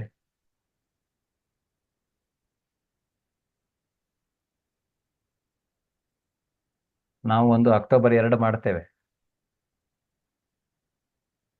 ಮಹಾತ್ಮ ಗಾಂಧಿ. ಆದರೆ ಭಗವಂತ ಇಲ್ಲಿ ಏನ್ ಹೇಳ್ತಾ ಇದ್ದಾನೆ, ಮಹಾತ್ಮ ಅನ್ನುವರು ಯಾರು ಅನ್ನೋದಕ್ಕೆ ನಾಳಿನ ಅಧ್ಯಾಯದಲ್ಲಿ ಇನ್ನೂ ಹೆಚ್ಚು ತಿಳ್ಕೊಳ್ತೀರ. ಮಹಾತ್ಮ ಅಂದ್ರೆ ಯಾರು ಅನ್ನುವಂಥದ್ದು. ಭಜಂತಿ ಅನನ್ಯ ಮನಸ್ಸು ಅಂದ್ರೆ ಅನನ್ಯ ಮನಸ್ಸಿಂದ ಯಾರು ತನ್ನನ್ನ ಭಜಿಸ್ತಾರೆ, ನನ್ನನ್ನ ಅಂದ್ರೆ ಸ್ಮರಿಸ್ತಾರೆ ಅಂಥವರು. ಅದರಿಂದ ಇಲ್ಲಿ ಅವನು ಹೇಳ್ತಾ ಇದ್ದಾನೆ ಏನು, ಅನೇಕ ಬಾರಿ ಈ ಜ್ಞಾನ ಬೇಕಂದ್ರೂ ಅಷ್ಟು ಸುಲಭವಾಗಿ ನಮ್ಗೆ ಸಿಕ್ಕಿಲ್ಲ. ಈ ಜ್ಞಾನಕ್ಕೋಸ್ಕರ ನಾವು ಎಷ್ಟೋ ಸಲ ಹುಟ್ಟಿ ಸತ್ತು ಬಂದಿದ್ದೇವೆ. ಈಗ ಮನುಷ್ಯ ಜನ್ಮ ಸಿಕ್ಕಿದೆ. ಸೊ ಭಗವಂತನ ಗೋಪಿಕಾಶ್ರೀಯರು ಹಾಗೆಯೇ, ಅಂದ್ರೆ ರಾಮಾವತಾರದಲ್ಲಿ ಸೀತೆ ರಾಮನ ಸೇವೆಯನ್ನು ಮಾಡುವುದನ್ನು ನೋಡಿ ಅವರಿಗೆ ಅನಿಸ್ತಾ ಇದೆ, ಮಾಧುರ್ಯ ರಸದಲ್ಲಿ ಭಗವಂತನ ಸೇವೆ ಮಾಡಬೇಕು ಅಂತ ಋಷಿ ಮುನಿಗಳಿಗೆ ಆಸೆ ಆಗತ್ತಂತೆ. ರಾಮನಿಗೆ ಅದು ಗೊತ್ತಾಗತ್ತೆ. ರಾಮ ಹೇಳ್ತಾನೆ, ಇಲ್ಲಿ ನಾನು ಏಕಪತ್ನಿ ವ್ರತಸ್ಥ ಮರ್ಯಾದಾ ಪುರುಷೋತ್ತಮ ರಾಮ, ಈ ಅವತಾರದಲ್ಲಿ ನಿಮಗೆ ಆ ಅವಕಾಶ ಕೊಡ್ಲಿಕ್ಕೆ ಸಾಧ್ಯವಿಲ್ಲ, ನಾನು ಕೃಷ್ಣಾವತಾರದಲ್ಲಿ ಬಂದಾಗ ನಿಮ್ಗೆ ಅದು ಸಿಗತ್ತೆ ಅಂತ. ಆಮೇಲೆ ಅವರಿಲ್ಲಿ ಗೋಪಿಕಾ ಸ್ತ್ರೀಯರಾಗಿ ಬರ್ತಾರೆ ಭಗವಂತನ ಮಾಧುರ್ಯ ಭಕ್ತಿಯಲ್ಲಿ ಭಗವಂತನ ಸೇವೆ ಮಾಡಲಿಕ್ಕೆ. ಸೊ ಇದಕ್ಕೆ ಪ್ರತಿಯೊಂದಕ್ಕೂ ಭಗವಂತ ಅಂತಹ ಒಂದು ಅವಕಾಶವನ್ನ ಕೊಡುತ್ತಾನೆ. ನಾವು ಭಕ್ತಿಯನ್ನ ಮಾಡ್ತಾ ಮಾಡ್ತಾ ಇದ್ದಾಗ ನಾವು ಅವನು ವೃಂದಾವನದಲ್ಲಿ ಅವತಾರ ತಾಳಿದಾಗಲೂ ಸಹಿತ, ಮಥುರೆಯಲ್ಲಿ ಜನನ ತಾಳಿ, ಆಮೇಲೆ ವೃಂದಾವನದಲ್ಲಿ ಇರುವಾಗಲೂ ಸಹಿತ ಅವನ ಜೊತೆಗೆ ಇರುವಂಥವರೆಲ್ಲ ದಿವ್ಯಾತ್ಮರು. ಅವನಲ್ಲಿ ಅನನ್ಯ ಭಕ್ತಿಯನ್ನ ಇರುವುದರಿಂದ ಮಾತ್ರ ಅವನ ಹತ್ತಿರ ಇರಲಿಕ್ಕೆ ಸಾಧ್ಯ, ಅಷ್ಟು ಅವನ ಸೇವೆಯನ್ನು ಮಾಡಲಿಕ್ಕೆ ಸಾಧ್ಯ. ಇಲ್ಲಾಂದ್ರೆ ಭಗವಂತನ ಹತ್ತಿರಕ್ಕೆ ಹೋಗ್ಲಿಕ್ಕೆ ನಮಗೆ ಯಾವ ಅರ್ಹತೆ ಉಂಟು ಅಲ್ವಾ? ನಾವು ಮಾಯೆ ಅಪಹೃತ ಜ್ಞಾನ, ನಮ್ಮ ಜ್ಞಾನ ಮಾಯೆಯ ಹಿಡಿತದಲ್ಲಿ ಇರೋದರಿಂದ ನಮಗೆ ಆ ಜ್ಞಾನ ಇಲ್ಲ. ನಾವು ಆ ಜ್ಞಾನವನ್ನ ಬಯಸಿ ಅವನನ್ನ ಅರ್ಥ ಮಾಡಿಕೊಂಡು ಅವನಿಗೆ ಶರಣಾಗತರಾಗುವ ಒಂದು ಸಾಧನೆಯಲ್ಲಿ ತೊಡಗಿದ್ದೇವೆ ಅಷ್ಟೇ ಇವಾಗ. ಅದರಿಂದ ಅಂತಹ ಮಹಾತ್ಮರು ಯಾರೋ, ನಾನು ಎಲ್ಲ ಕಾರಣಗಳ ಕಾರಣ ಮತ್ತು ಅಸ್ತಿತ್ವದಲ್ಲಿರುವ ಎಲ್ಲದರ ಕಾರಣ, ಅದು ಜ್ಞಾನದಿಂದ ಗೊತ್ತಾಗತ್ತೆ. ಆದ್ರಿಂದ ಅವರು ಪೂರ್ತಿಯಾಗಿ ಅವನಿಗೆ ಶರಣಾಗತರಾಗ್ತಾರೆ. ಭಗವಂತನಿಗೆ ಶರಣಾಗತರಾಗೋದು, ಪರಿಪೂರ್ಣವಾಗಿ ಶರಣಾಗತರಾಗೋದು, ಈಗ ನಾವು ತಿಳ್ಕೊಳ್ಬೋದು, ನಾವೇನೋ ಒಂದು ಭಕ್ತಿ ಮಾಡ್ತಾ ಇದ್ದೀವಿ, ಈಗ 100% ನಾವು ಶರಣಾಗತರಾಗಿದ್ದೇವೆ ಅಂತ. ಆದರೆ ಇನ್ನೊಂದು ಕ್ಷಣಕ್ಕೆ ಮಾಯೆ ಎಳೆಯತ್ತೆ, ಲೇಸಿನೆಸ್ ಬರುತ್ತೆ, ಅಥವಾ ಬೇರೆ ಯಾವುದೋ ಕಾರಣ ಬರುತ್ತೆ ಅಲ್ವಾ? ಎಲ್ಲವನ್ನ ಬಿಟ್ಟು ನಾವು ಹೋಗಿ ಭಗವಂತನ ಸೇವೆಗೆ ಹೊರಟು ಬಿಡ್ತೀವಿ ಅಂದ್ರೆ ಆಗತ್ತಾ? ನಾವು ಬಂಧನದಲ್ಲಿದ್ದೇವೆ. ನಮಗೆ ಜವಾಬ್ದಾರಿಗಳಿಂದ ಭಗವಂತ ಕೊಟ್ಬಿಟ್ಟಿದ್ದಾನೆ ಇಲ್ಲಿ, ಅದನ್ನೆಲ್ಲ ಬಿಡ್ಲಿಕ್ಕೆ ಆಗತ್ತಾ? ಎಲ್ಲಾ ಜವಾಬ್ದಾರಿಗಳನ್ನ ಮುಗಿಸಿಯೇ ಶ್ರೀಲ ಪ್ರಭುಪಾದರು ಸಹಿತ ಆಮೇಲೆ ಸನ್ಯಾಸವನ್ನ ಸ್ವೀಕಾರ ಮಾಡಿ ಹೋಗಿ ಭಗವತ್ ಪ್ರೇರಣೆಯಿಂದ. ಯಾಕೆಂದ್ರೆ ಭಗವಂತನ ಕರುಣೆ, ಅವನ ಆಶೀರ್ವಾದ ಅಥವಾ ಅವನ ಮಾರ್ಗದರ್ಶನ ಇಲ್ಲ ಅಂದ್ರೆ ಇದು ಯಾವುದನ್ನು ಮಾಡಲಿಕ್ಕೆ ನಮಗೆ ಸಾಧ್ಯವೇ ಇಲ್ಲ. ನಾವನ ಹತ್ರ ಕೇಳ್ಕೊಳ್ಳೋದಷ್ಟೇ, ನಮಗೆ ಅನನ್ಯ ಭಕ್ತಿಯನ್ನ ಮಾಡಿಕೊಳ್ಳಲಿಕ್ಕೆ ನೀನು ನಮಗೆ ಸಹಾಯ ಮಾಡು ಅಂತ. ಆ ರೀತಿಯಾಗಿ ನಾವು ಒಂದು ಪ್ರಯತ್ನವನ್ನ ಮಾಡುವುದರಿಂದ ಏನಾಗುತ್ತೆ, ಆ ಪ್ರಯತ್ನ ಖಂಡಿತವಾಗಿಯೂ ಅದು ವ್ಯರ್ಥವಾಗುವುದಿಲ್ಲ. ಅದರಿಂದ ನಾವು ಇನ್ನೂ ಹೆಚ್ಚಿನ ಸಾಧನೆಯನ್ನು ಮಾಡಲಿಕ್ಕೆ ಸಾಧ್ಯವಾಗತ್ತೆ. ಈ ಜನ್ಮದಲ್ಲಿ ನಮಗೆ ಕೆಲವು ಕಾರಣಗಳಿಂದ ಪರಿಪೂರ್ಣ ಭಕ್ತಿಯನ್ನ ಮಾಡಲಿಕ್ಕೆ ಆಗಿಲ್ಲ. ಇನ್ನೊಂದು ಜನ್ಮದಲ್ಲಿ ಮತ್ತೆ ನಮಗೆ ಅವನು ಮನುಷ್ಯನಾಗಿ ಜನ್ಮವನ್ನ ಕೊಟ್ಟು ನಮಗೆ ಅವಕಾಶವನ್ನ ಕೊಡ್ತಾನೆ ಪರಿಪೂರ್ಣ ಭಕ್ತಿಯನ್ನ ಮಾಡಲಿಕ್ಕೆ. ಅದರಿಂದ ಕೆಲವರು ತಿಳ್ಕೊಳ್ಬಹುದು, ಇಷ್ಟೆಲ್ಲ ಇದೆ, ನಾನು ಹೇಗೆ ಭಕ್ತಿ ಮಾಡಲಿ ಅಂತ. ಭಗವತ್ ಪ್ರೇರಣೆಯಿಂದ ಭಗವಂತನ ಇಚ್ಛೆಯಲ್ಲಿ ಇದ್ರೆ ನೀವೆಲ್ಲವನ್ನ ಬಿಟ್ಟು, ಎಲ್ಲವನ್ನ ತ್ಯಜಿಸಿ, ಕೆಲವರು ಸನ್ಯಾಸ ಸ್ವೀಕಾರ ಮಾಡ್ತಾರೆ, ಎಲ್ಲವನ್ನ ಬಿಟ್ಬಿಟ್ಟು ಹೋಗ್ತಾರೆ ಅಲ್ವಾ? ಭಗವಂತನ ಇಚ್ಛೆ ಅದೇ ತರ ಇದ್ರೆ ಅದು ಖಂಡಿತವಾಗಿ ಆಗೇ ಆಗತ್ತೆ. ಅದರಿಂದ ನಾವು ಭಕ್ತಿ ಮಾಡೋದಷ್ಟೇ ನಮ್ಮ ಕೆಲಸ ಹೊರತು ಅದು ಬೇಕು ಇದು ಬೇಕು ಅಂತ ಅವನ ಹತ್ರ ಕೇಳಲಿಕ್ಕೆ ಸಾಧ್ಯವಿಲ್ಲ. ಅವನು ಕೊಡ್ತಾನೆ. ಅನನ್ಯ ಚಿಂತೆಯಂತೋ ಮಾಂ ಯೇ ಜನಾ ಪರಿಪಾಸತೆ ತೇಷಾಂ ನಿತ್ಯಾಭಿಯುಕ್ತಾನಾಂ ಯೋಗಕ್ಷೇಮಂ. ಅನ್ಯ ಚಿಂತೆ ಇಲ್ಲದೆ ನನ್ನನ್ನು ಭಜಿಸು ಸಾಕು, ನಾನು ನಿನಗೆ ಇದ್ದದ್ದನ್ನ ಕೊಡ್ತೇನೆ, ಇಲ್ಲದನ್ನ ಕೊಡ್ತೇನೆ, ಇದ್ದದ್ದನ್ನ ಕಾಪಾಡ್ತೇನೆ ಅಂತ ಅವನೇ ಹೇಳ್ತಾನೆ. ಅವನಿಗೆ ಅನ್ನಿಸ್ಬೇಕು ನಮಗೆ ಏನು ಕೊಡಬೇಕು ಏನು ಕೊಡಬಾರ್ದು, ಅದನ್ನ ಅವನು ಕೊಡ್ತಾನೆ. ಅದರಿಂದ ಈ ರೀತಿಯಾಗಿ ಶರಣಾಗತರಾದವರು, ಅಂತಹ ಮಹಾತ್ಮರು ದುರ್ಲಭ ಅನ್ನುವ ಮಾತನ್ನ ಇಲ್ಲಿ ಹೇಳ್ತಾನೆ. ಕಾಮೈಸ್ತೈಸ್ತೈರ್ಹತ ಜ್ಞಾನಾಃ ಪ್ರಪದ್ಯಂತೆ ದೇವತಾಃ ತಂ ತಂ ನಿಯಮಮಾಸ್ತಾಯ ಪ್ರಕೃತಿಯ ನಿಯತಾ ಸ್ವಯ. ಐಹಿಕ ಬಯಕೆಗಳು ಯಾರ ಬುದ್ಧಿಶಕ್ತಿಯನ್ನು ಕದ್ದಿವೆಯೋ ಅಂತಹವರು ದೇವತೆಗಳಿಗೆ ಶರಣಾಗುತ್ತಾರೆ ಮತ್ತು ತಮ್ಮ ಸ್ವಭಾವಗಳಿಗೆ ಅನುಗುಣವಾಗಿ ಪೂಜೆಯ ನಿರ್ದಿಷ್ಟ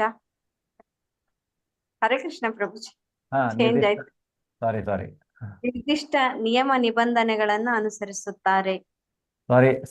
ಸಮಯ ಜಾಸ್ತಿ ಆಗ್ಬಿಟ್ಟಿದೆ, ಮುಗಿಯತ್ತೆ. ಆಯ್ತು, ಇನ್ನೊಂದು 2 ಶ್ಲೋಕ. ಓಕೆ.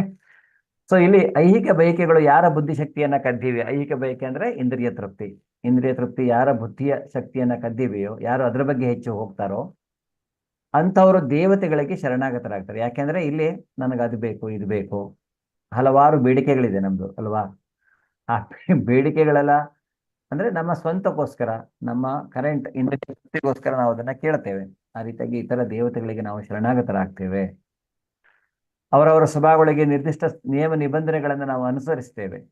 ಬೇರೆ ಬೇರೆ ರೀತಿಯಾದಂತಹ ದೇವತೆಗಳಿಗೆ ಶರಣಾಗತರಾಗ್ತಾರೆ. ಆದರೆ ಪ್ರಾಪ್ತಿ ಅಲ್ಲಿಂದ ಸಾಧ್ಯವಿಲ್ಲ. ಭಗವತ್ ಪ್ರಾಪ್ತಿ ಸಾಧ್ಯವಾಗಬೇಕಂದ್ರೆ ನಾವು ಕೃಷ್ಣನಿಗೆ ಶರಣಾಗತರಾಗಬೇಕು.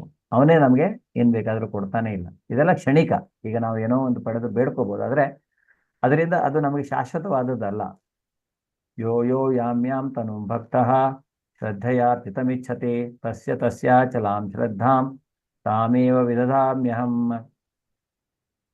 ನಾನು ಪರಮಾತ್ಮನಾಗಿ ಪ್ರತಿಯೊಬ್ಬರ ಹೃದಯದಲ್ಲಿದ್ದೇನೆ. ಯಾರಾದರೂ ಯಾವುದಾದರೂ ದೇವತೆಯನ್ನ ಪೂಜಿಸಲು ಇಚ್ಛಿಸುತ್ತಲೇ ಆತನು ಆ ದೇವತೆಗಳಿಗೆ ಮುಡಿಪಾಗುವಂತೆ ಅವನ ಶ್ರದ್ಧೆಯನ್ನು ಸ್ಥಿರಗೊಳಿಸುತ್ತೇನೆ. ಯಾಕೆಂದ್ರೆ ಅವನು ಪರಮಾತ್ಮನಾಗಿ ನಮ್ಮ ಹೃದಯದಲ್ಲಿ ಸಾಕ್ಷಿಭೂತನಾಗಿ ಇರ್ತಾನೆ. ಪ್ರತಿಯೊಂದು ಜೀವಿಯು ಯಾವುದಾದ್ರೂ ದೇವತೆಗೆ ಶ್ರದ್ಧೆಯನ್ನ ಮಾಡ್ತಾನೆ ಅಂದ್ರೆ ಆ ದೇವತೆಗೆ ಅವನ ಶ್ರದ್ಧೆ ಇರುವ ಹಾಗೆ ನೋಡ್ಕೊಳ್ತಾನೆ ಅವನು.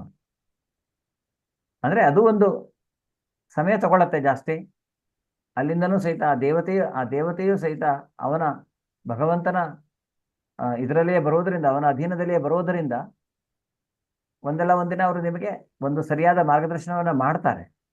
ಆದರೆ ಬಹಳ ಸಮಯ ಸಿಗತ್ತೆ. ಆದರೆ ಇಮಿಡಿಯೇಟ್ ಆಗಿ ನಾವೇನು ಮಾಡ್ತೇವೆ, ಯಾವುದಾದ್ರು ದೇವತೆಯ ಪೂಜೆಯನ್ನು ಮಾಡ್ಕೊಂಡು ಅದೇ ನಮ್ಮ ಸ್ವಂತ ಇಚ್ಛೆಯನ್ನು ಈಡೇರಿಸ್ಕೊಳ್ಳೋದಕ್ಕೆ ನೋಡ್ತೇವೆ ಹೊರತು ನಾವು ನಿಷ್ಕಾಮ ಕರ್ಮವನ್ನ ಅಂದರೆ ಅದು ಭಗವಂತನಿಗೆ ಶರಣಾಗತರಾಗಬೇಕು ನಮಗೆ. ಆವಾಗ ಇದರಿಂದ ಭಗವಂತ ಏನು ಮಾಡ್ತಾನೆ, ನಾವು ಯಾವುದಾದ್ರೂ ದೇವತೆಯನ್ನು ಪೂಜೆ ಮಾಡ್ತಾ ಇದ್ರೆ ಅಲ್ಲಿಯೇ ನಮ್ಮ ಶ್ರದ್ಧೆ ಇರುವ ಹಾಗೆ ಅವನು ತಾನು ನೋಡ್ಕೊಳ್ತಾನೆ. ಸತಯಾ ಶ್ರದ್ಧೆಯ ಯುಕ್ತ ತಸ್ಯಾರಾಧನಮೀಹತೆ ಲಭತೆ ಚ ತತಃ ಕಾಮಾನ್ ಮಯ್ಯೈವ ವಿಹಿತಾನ್ ಹಿತಾನ್. ಇಂತಹ ಶ್ರದ್ಧೆಯನ್ನು ಪಡೆದು ಆತನು ಒಬ್ಬ ನಿರ್ದಿಷ್ಟ ದೇವತೆಯನ್ನು ಪೂಜಿಸಿ ತನ್ನ ಅಭಿಷ್ಟಗಳನ್ನು ಪಡೆಯಲು ಪ್ರಯತ್ನಿಸುತ್ತಾನೆ. ಆದರೆ ವಾಸ್ತವವಾಗಿ ಈ ಅನುಗ್ರಹಗಳನ್ನೆಲ್ಲ ನೀಡುವವನು ನಾನೊಬ್ಬನೇ. ಬೇಸಿಕಲಿ ಒಂದು ಗಿಡಕ್ಕೆ ನಾವು ಟೊಂಗೆಗೋ ಎಲ್ಲೋ ಇದು ಆಗೋದಿಲ್ಲ, ನೀರು ಹಾಕೋದಿಲ್ಲ. ನೀರು ನಾವು ಹಾಕೋದು ಎಲ್ಲಿಗೆ? ಬೇರಿಗೆ ನೀರು ಹಾಕಿದಾಗ ಗಿಡ ನಮಗೆ ಹೂ ಕೊಡತ್ತೆ, ಹಣ್ಣು ಕೊಡತ್ತೆ, ಎಲ್ಲ ಕೊಡತ್ತೆ ಅಲ್ವಾ? ಆದ್ರಿಂದ ಈ ಪ್ರತಿಯೊಂದು ಇದರ ಬೇರು ನಿಜವಾಗಿ ಕೃಷ್ಣ. ಸೊ ಅವನ ಭಕ್ತಿಯನ್ನ ಮಾಡೋದ್ರಿಂದ ನಮಗೆ ಉಳಿದೆಲ್ಲ ದೇವತೆಗಳ ಭಕ್ತಿಯನ್ನ ಮಾಡಿದ ಹಾಗೆಯೇ ಎಲ್ಲರಿಗೂ ಸೇರತ್ತೆ ಆ ಭಕ್ತಿ. ಆದ್ರಿಂದ ಅವನೇನು ಹೇಳ್ತಾ ಇದ್ದಾನೆ ಅಂದ್ರೆ ತನ್ನ ಅಭೀಷ್ಟಗಳನ್ನ ಪಡೆಯೋದಕ್ಕೆ ಪ್ರಯತ್ನ, ಆದರೆ ವಾಸ್ತವವಾಗಿ ಅದನ್ನ ಕೊಡುವವನು ತಾನು ಅನ್ನುವಂಥ ಅವನ ಅನುಮತಿ ಇಲ್ಲದೆ ಯಾರು ನಮಗೆ ಯಾವ ಅನುಗ್ರಹವನ್ನು ಮಾಡಲಿಕ್ಕೆ ಸಾಧ್ಯವಿಲ್ಲ.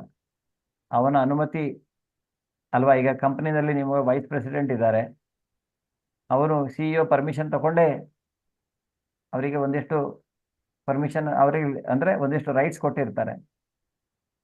ಅವರು ತಮ್ಮ ಆ ರೈಟ್ಸ್ ಒಳಗಡೆ ತಮ್ಮ ಏನು ಪವರ್ ಇದೆ ಆ ಪವರ್ ಒಳಗಡೆ ಅವರು ತಮಗೆ ಏನಾದರೂ ಕರುಣಿಸ್ಬೋದು. ಅವರು ಸ್ಯಾಲ್ರಿ ಹೈಕ್ ಮಾಡ್ಬೋದು, ಅಥವಾ ನಿಮಗೆ ಬೇರೆ ರೋಲ್ ಚೇಂಜ್ ಮಾಡ್ಬೋದು, ನಿಮಗೆ ಒಂದಿಷ್ಟು ಪ್ರಮೋಷನ್ ಕೊಡ್ಬೋದು. ಆದರೆ CEO ಅವನ ಹತ್ರ ಪೂರ್ತಿ ಪವರ್ ಇರುತ್ತೆ. ಅವನು ಹೇಳಿದ್ದಾನೋ ಹಾಗೆ. ಅದೇ ರೀತಿಯಾಗಿ ಕೃಷ್ಣ ಏನು ಹೇಳ್ತಾನೋ ಅವನ ಅಧೀನದಲ್ಲಿ ಇವರೆಲ್ಲ ಇರುವುದರಿಂದ ಅವನ ನಿಜವಾಗಿ ಅನುಗ್ರಹ ಬರುವಂತಹದ್ದು ಅವನಿಂದ ಅನ್ನುವಂಥದ್ದನ್ನು ನಾವಿಲ್ಲಿ ತಿಳ್ಕೊಳ್ಬೇಕು. ಅಂತವತ್ತು ಫಲಂ ತೇಷಾಂ ತದ್ಭವತ್ಯಲ್ಪಮೇಧಸಾಂ ದೇವಾನ್ ದೇವಯಜೋ ಯಾಂತಿ ಮದ್ಭಕ್ತ ಯಾಂತಿ ಮಾಮಪಿ. ಅಲ್ಪ ಬುದ್ಧಿಯವರು ದೇವತೆಗಳನ್ನ ಪೂಜಿಸುತ್ತಾರೆ. ಅವರು ಪಡೆಯುವ ಫಲವು ಮಿತವಾದದ್ದು ಮತ್ತು ಅಲ್ಪಕಾಲದ್ದು. ದೇವತೆಗಳನ್ನ ಪೂಜಿಸುವವರು ದೇವತೆಗಳ ಲೋಕಕ್ಕೆ ಹೋಗುತ್ತಾರೆ. ಆದರೆ ನನ್ನ ಭಕ್ತರು ನನ್ನ ಕಡೆಗೆ ನನ್ನ ಪರಮಲೋಕವನ್ನ ಮುಟ್ಟುವರು. ಅದೇ ರೀತಿಯಾಗಿ ಹೇಳ್ತಾನೆ, ನಾವು ಯಾವುದೇ ದೇವತೆಯನ್ನ ಪೂಜಿಸಿದ್ರೆ ದೇವತೆಗಳ ಲೋಕಕ್ಕೆ ನಾವು ಹೋಗ್ತೇವೆ. ಅಂದ್ರೆ ಶರೀರ ತ್ಯಾಗ ಮಾಡಿದ್ಮೇಲೆ ನಮ್ಮ ಶ್ರದ್ಧೆಯಲ್ಲಿರೋದ್ರಿಂದ ಆ ದೇವತೆಯನ್ನ ನಾವು ಮನಸ್ಸಿನಲ್ಲಿ ಅಂದ್ರೆ ಅವರ ಭಾವನೆಯಲ್ಲಿ ನಾವು ಇರೋದ್ರಿಂದ ನಾವು ಆ ದೇವತೆಗಳ ಲೋಕವನ್ನು ತಲುಪಬಹುದು. ಆದರೆ ಹರಿನಾಮ ಸ್ಮರಣೆಯನ್ನ ಮಾಡೋದ್ರಿಂದ, ಭಗವಂತನಲ್ಲಿ ನಾವು ಶರಣಾಗತಿಯನ್ನ ಮಾಡೋದ್ರಿಂದ ಅವನೇನು ಹೇಳ್ತಾ ಇದ್ದಾನೆ ಅಂದ್ರೆ ಅವರು ನನ್ನ ಪರಮಲೋಕವನ್ನ ಮುಟ್ತಾರೆ ಅಲ್ವಾ? ನಾವು ಯಾವಾಗಲೂ ಹೇಳೋದೇನೋ ಸತ್ ಮೇಲೆ ವೈಕುಂಠಕ್ಕೆ ಹೋಗ್ಬೇಕು ಅನ್ನುವಂಥದ್ದು. ವೈಕುಂಠಕ್ಕೆ ಹೋಗ್ಬೇಕು ಅಂದ್ರೆ ನಾವು ಅವನ ಭಕ್ತಿಯನ್ನ ಮಾಡಬೇಕು ಅನ್ನೋದನ್ನ ಇಲ್ಲಿ ಹೇಳ್ತಾ ಇದ್ದಾನೆ. ಅವ್ಯಕ್ತಂ ವ್ಯಕ್ತಿಮಾಪನ್ನಂ ಮನ್ಯಂತೆ ಮಾಮುಬದ್ಧಯ ಪರಂ ಭಾವಮಜಾನಂತೋ ಮಮಾವ್ಯಯಂ ಅನುತ್ತಮಂ. ನನ್ನನ್ನ ಪರಿಪೂರ್ಣವಾಗಿ ಅರಿಯದ ಬುದ್ಧಿಹೀನರು ದೇವೋತ್ತಮ ಪರಮಪುರುಷನಾದ ನಾನು ಕೃಷ್ಣನು ಮೊದಲು ನಿರಾಕಾರನಾಗಿದ್ದು ಅನಂತರ ಈ ವ್ಯಕ್ತಿತ್ವವನ್ನು ಪಡೆದುಕೊಂಡೆ ಎಂದು ಭಾವಿಸುತ್ತಾರೆ. ಅವರ ಅಲ್ಪ ತಿಳುವಳಿಕೆಯ ಕಾರಣದಿಂದ ಅವರಿಗೆ ನಾಶವಿಲ್ಲದ್ದು ಪರಮೋಚ್ಚವೂ ಆದ ನನ್ನ ಉನ್ನತ ಸ್ವರೂಪವು ಅರ್ಥವಾಗುವುದಿಲ್ಲ. ಸೊ ಕೆಲವರಿಗೆ ಭಗವಂತನ ಅರ್ಥವಾಗೋದಿಲ್ಲ. ಯಾಕೆಂದ್ರೆ ಅವನು ಹೇಳ್ತಾನೆ ಪರಿಪೂರ್ಣವಾಗಿ ಅರಿಯದ ಬುದ್ಧಿಹೀನರು ಅನ್ನುವಂಥದ್ದನ್ನ ಭಗವಂತ ಇಲ್ಲಿ ಹೇಳ್ತಾನೆ.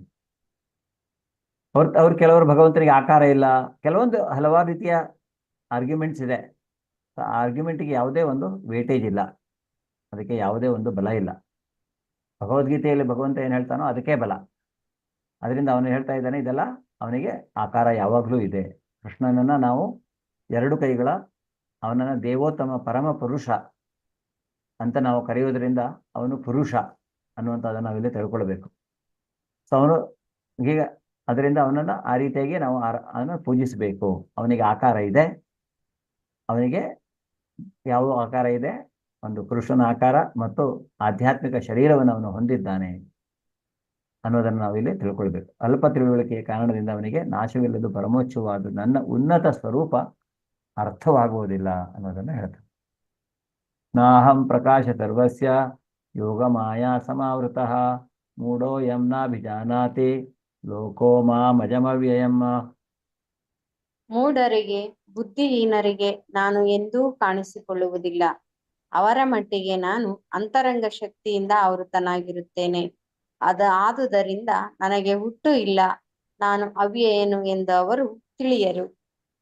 ಸೊ ಭಗವಂತ ಇಲ್ಲಿ ಹೇಳ್ತಾನೆ ಯೋಗಮಾಯ ಅವನ ಅಂತರಂಗ ಶಕ್ತಿ. ಅವನ ಅಂತರಂಗ ಶಕ್ತಿಯೇ ಎಲ್ಲದಕ್ಕೂ ಅಂದ್ರೆ ಕಾರಣ, ಅದು ಆವೃತವಾಗಿರುತ್ತೆ. ಅದರಿಂದ ಅವನು ಯಾರು ಅನ್ನೋದು ನಮಗೆ ಮೂಢರಿಗೆ ಬುದ್ಧಿಹೀನರಿಗೆ ಅದು ಅರ್ಥವಾಗುವುದಿಲ್ಲ ಅನ್ನೋದನ್ನ ಇಲ್ಲಿ ಹೇಳ್ತಾನೆ. ಸೊ ಅವನ ಶಕ್ತಿಯಲ್ಲಿ ಮೂರು ವಿಧ: ಅಂತರಂಗ ಶಕ್ತಿ, ಬಹಿರಂಗ ಶಕ್ತಿ ಮತ್ತು ತಟಸ್ಥ ಶಕ್ತಿ. ಸೊ ಈ ಅಂತರಂಗ ಶಕ್ತಿ ನಾವು ಹರೇ ಕೃಷ್ಣ ಕೃಷ್ಣ ಕೃಷ್ಣ ಹರೇ ಹರೇ, ಹರೇ ರಾಮ ರಾಮ ರಾಮ ಹರೇ ಹರೇ ಹರೇ ಅನ್ನುವಂಥದ್ದೇ ಅವನ ಅಂತರಂಗ ಶಕ್ತಿಯನ್ನು ಸೂಚಿಸುತ್ತೆ.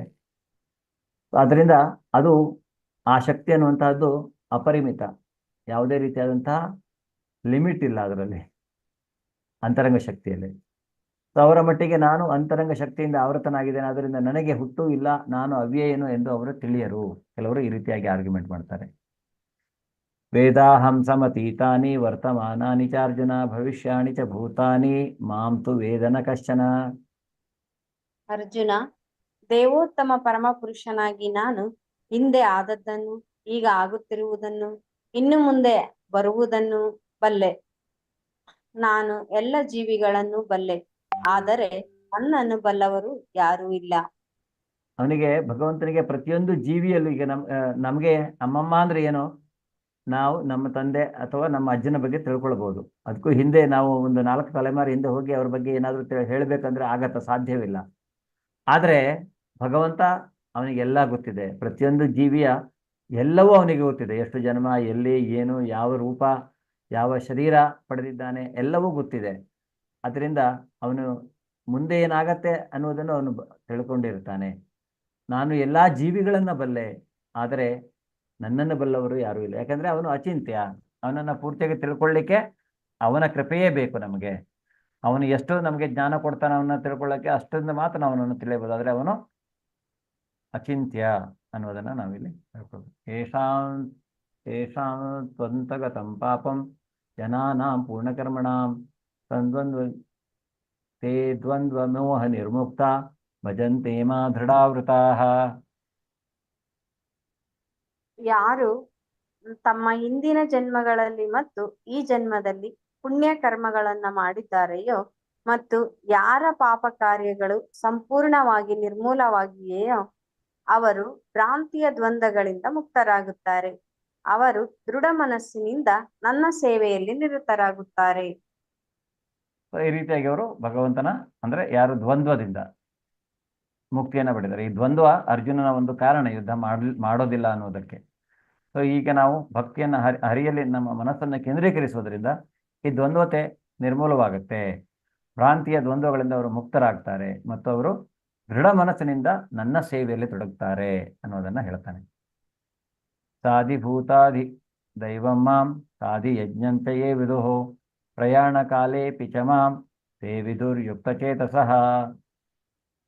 ನನ್ನ ಸಂಪೂರ್ಣ ಪ್ರಜ್ಞೆ ಇರುವವರು ಪ್ರಭುವಾದ ನಾನೇ ಎಲ್ಲ ಐಹಿಕ ಅಭಿವ್ಯಕ್ತಿಯ ದೇವತೆಗಳ ಯಜ್ಞ ರೀತಿಗಳ ನಿಯಂತ್ರಕ ತತ್ವ ಎಂದು ಬಲ್ಲವರು ದೇವೋತ್ತಮ ಪರಮಪುರುಷನಾದ ನನ್ನನ್ನು ಮರಣಕಾಲದಲ್ಲಿಯೂ ಅರ್ಥ ಮಾಡಿಕೊಳ್ಳಬಲ್ಲರು ಮತ್ತು ಅರಿಯಬಲ್ಲರು. ಅದರಿಂದ ಭಗವಂತನಲ್ಲಿ ಯಾರು ಮನಸ್ಸನ್ನು ಕೇಂದ್ರೀಕರಿಸ್ತಾರೆ ಅವನೇ ಎಲ್ಲ ಅಭಿವ್ಯಕ್ತಿಯ ದೇವತೆಗಳ ಯಜ್ಞ ನೀತಿಗಳ ನಿಯಂತ್ರಕ ತತ್ವ. ಇದನ್ನೆಲ್ಲ ಅರ್ಥ ಮಾಡ್ಬೇಕು. ಅಂದ್ರೆ ಸರ್ವ ಕಾರಣ ಅವನು ಅನ್ನೋದನ್ನು ನಾವು ಯಾರು ತಿಳ್ಕೊಂಡಿರ್ತಾರೆ, ಎಲ್ಲ ಕಾರಣಗಳ ಕಾರಣ ಭಗವಂತ ಕೃಷ್ಣ ಅಂತ ಯಾರು ತಿಳ್ಕೊಂಡಿರ್ತಾರೆ ಅವರಿಗೂ ಪ್ರಯಾಣ ಕಾಲದಲ್ಲಿ ಅಂದ್ರೆ ಮರಣ ಕಾಲದಲ್ಲಿ, ಪ್ರಯಾಣ ಕಾಲ ಅಂತ ಹೇಳ್ತಾರೆ ಇಲ್ಲಿ. ಪ್ರಯಾಣ ಕಾಲ ಅಂದ್ರೆ ಏನು? ಪ್ರಯಾಣ ಅಂದ್ರೆ ಒಂದು ಶರೀರವನ್ನು ಬಿಟ್ಟು ಇನ್ನೊಂದು ಶರೀರಕ್ಕೆ ಹೋಗುವ ಸಮಯ ಪ್ರಯಾಣ ಕಾಲ. ಸೊ ಮರಣ ಕಾಲದಲ್ಲಿ ನನ್ನನ್ನು ಅರ್ಥ ಮಾಡಿಕೊಳ್ಳುತ್ತಾರೆ ಅನ್ನೋದನ್ನು ಹೇಳ್ತಾನೆ. ಮತ್ತೆ ಅರ್ಥ ಮಾಡಿಕೊಂಡು ಅವನನ್ನು ಅರಿಯೋದರಿಂದ ಏನಾಗತ್ತೆ ಪ್ರಯಾಣ ಕಾಲದಲ್ಲಿ ನಾವು ಯಾಕೆ ಅವನನ್ನು ಅರ್ಥ ಮಾಡಿಕೊಳ್ಬೇಕು ಅದು ನಾಳಿನ ಅಧ್ಯಾಯ ನಿಮಗೆ ಹೇಳಲಾಗತ್ತೆ ಅದರಲ್ಲಿ. ಸೊ ಇವತ್ತಿಗೆ ಎಷ್ಟು ಸಾಕು. ಇವತ್ತಿನ ಅಧ್ಯಾಯದಲ್ಲಿ ನಾವು ಭಗವಂತನ ಶಕ್ತಿಗಳ ಬಗ್ಗೆ, ಅವನು ಯಾರು ಅನ್ನೋದನ್ನ, ಹೇಗೆ ಅವನು ಎಲ್ಲವನ್ನ ಪಾಲಿಸುವವನು ಅನ್ನೋದನ್ನ ತಿಳ್ಕೊಂಡಿದ್ದೇವೆ. ಭಗವಂತನಿಗೆ ನಾವು ಶರಣಾಗತರಾಗಬೇಕು ಅನ್ನೋದನ್ನು ಅವನು ಹೇಳ್ತಾನೆ. ಯಾಕೆ ಶರಣಾಗತರಾಗಬೇಕು ಅನ್ನೋದನ್ನು ಅವನು ಹೇಳ್ತಾನೆ. ಯಾಕೆಂದ್ರೆ ಅವನನ್ನ ಪಡಿಬೇಕಂದ್ರೆ ನಾವು ಅವನಿಗೆ ಶರಣಾಗತರಾಗಬೇಕು. ಸೊ ಭ್ರಮೆಯಿಂದ ಹೊರಗೆ ಬರಬೇಕು ಅನ್ನುವಂಥದ್ದು.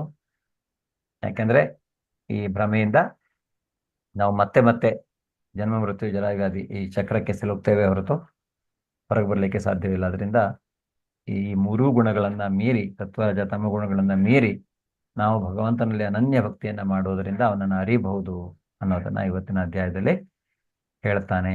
ಹರೇ ಕೃಷ್ಣ. ಧನ್ಯವಾದಗಳು ಎಲ್ರಿಗೂ. ಏನಾದರೂ ಪ್ರಶ್ನೆಗಳಿದ್ರೆ ಕೇಳಬಹುದು.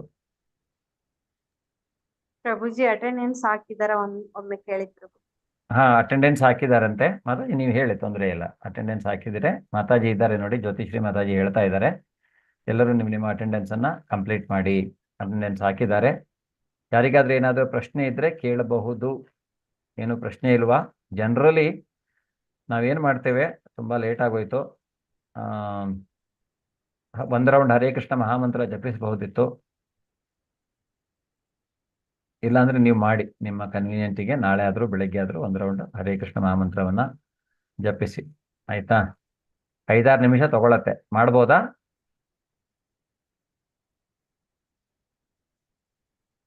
ಹರೇ ಕೃಷ್ಣ. ಲೇಟ್ ಆಗಿದೆ ಆಲ್ರೆಡಿ. ಧನ್ಯವಾದಗಳು ಎಲ್ರಿಗೂ. ಯಾವುದೂ ಪ್ರಶ್ನೆ ಇಲ್ಲ ಅಂತ ತಿಳ್ಕೊಂಡಿದ್ದೇನೆ. ಸೊ ಮತ್ತೊಮ್ಮೆ ಧನ್ಯವಾದಗಳು ಎಲ್ರಿಗೂ. ಇವತ್ತಿನ ಈ ಕ್ಲಾಸ್ಗೆ, ಇವತ್ತಿನ ಕ್ಲಾಸನ್ನು ನಾವು ಇಲ್ಲಿಗೆ ಎಂಡ್ ಮಾಡ್ತಾ ಇದ್ದೇವೆ. ವಾಂಛಾಕಲ್ಪತರುಭ್ಯಶ್ಚ ಕೃಪಾ ಸಿಂಧುಭ್ಯೇವ ಚ ಪತಿತಾನಾಂ ಪಾವನೇಭ್ಯೋ ವೈಷ್ಣವೇಭ್ಯೋ ನಮೋ ನಮಃ. ಭಗವದ್ಗೀತಾ ಗ್ರಂಥರಾಜಕ್ಕೆ ಜಯವಾಗಲಿ. ಶ್ರೀಲಾ ಪ್ರಭುಪಾದರಿಗೆ ಜಯವಾಗಲಿ. ಅನಂತ ಕೋಟಿ ವೈಷ್ಣವ ವೃಂದಕ್ಕೆ ಜಯವಾಗಲಿ. ಹರೇ ಕೃಷ್ಣ. ಮಾತಾಜಿ ಹರೇ ಕೃಷ್ಣ ಮಹಾಮಂತ್ರ ಜಪ ಮಾಡ್ತಾ ಇದ್ದೀರಾ ಒಂದು ರೌಂಡು ಈಗ ಅಥವಾ ಮೊದಲು? ಜ್ಯೋತಿಶ್ರೀ ಮಾತಾಜಿ ನಾವ್ ಮಾಡ್ತಾ ಇದೀವಿ ಪ್ರಭು. ಅಲ್ಲ, ಈ ಕ್ಲಾಸಲ್ಲಿ ಮಾಡ್ತಾ ಇಲ್ಲಲ್ಲ? ಮಾತಾಜಿ ಹೇಳಿದ್ದಾರೆ. ಮಾತಾಜಿ ಎಷ್ಟು ಜನ ಮಾಡ್ತಾರೆ ಅಂತ ಗೊತ್ತಿಲ್ಲ ಪ್ರಭು. Okay okay. ನನ್ನ ಜೊತೆ ಮಾಡ್ತೀರಾ ಯಾರಾದ್ರೂ ಈಗ? ಮಾತಾಡಿ ಮಾತಾಜಿ. ಅರ್ಚನಾ, ಭುವನೇಶ್, ಚಂದ್ರಶೇಖರ್, ರಿತಿಕಾ. ನಿಮ್ಮ ಹತ್ರ ಒಂದು 5 ನಿಮಿಷ ಟೈಮ್ ಇದೆ ಅಂದ್ರೆ ನಾವು ಒಂದ್ ರೌಂಡ್ ಜಪ ಮಾಡ್ಬೋದು ಇವಾಗ. ಹರೇ ಕೃಷ್ಣ ಮಾತಾಜಿ. ಪ್ರಭುಜಿ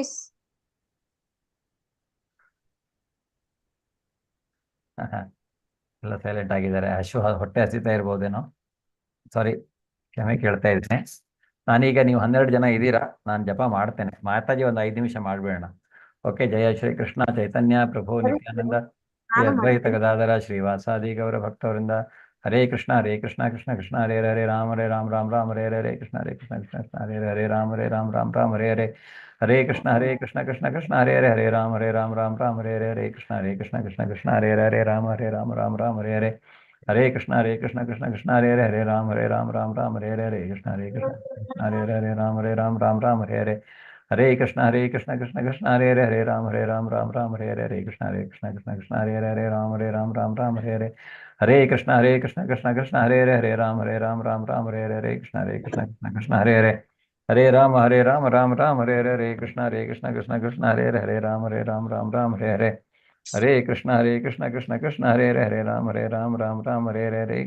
कृष्ण हरे राम हरे कृष्ण कृष्ण हरे राम कृष्ण हरे राम हरे कृष्ण हरे कृष्ण हरे राम कृष्ण हरे कृष्ण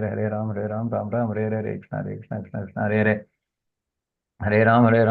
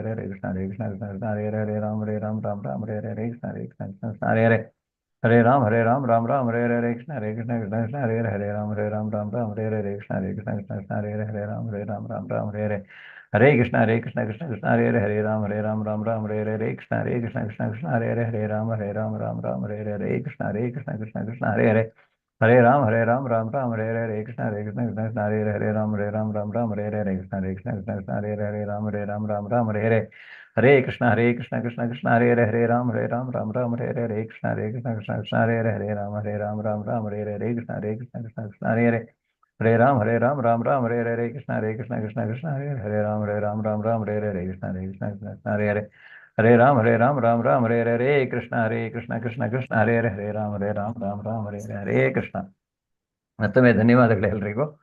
ಪಾಂಚಾಕಲ್ಪತರುಭ್ಯಶ್ಚ ಕೃಪಾಸಿದ್ಧೇಭ್ಯೋ ಚ ಪತಿತಾನಾಂ ಪಾವನೇಭ್ಯೋ ವೈಷ್ಣವೇಭ್ಯೋ ನಮೋ ನಮಃ.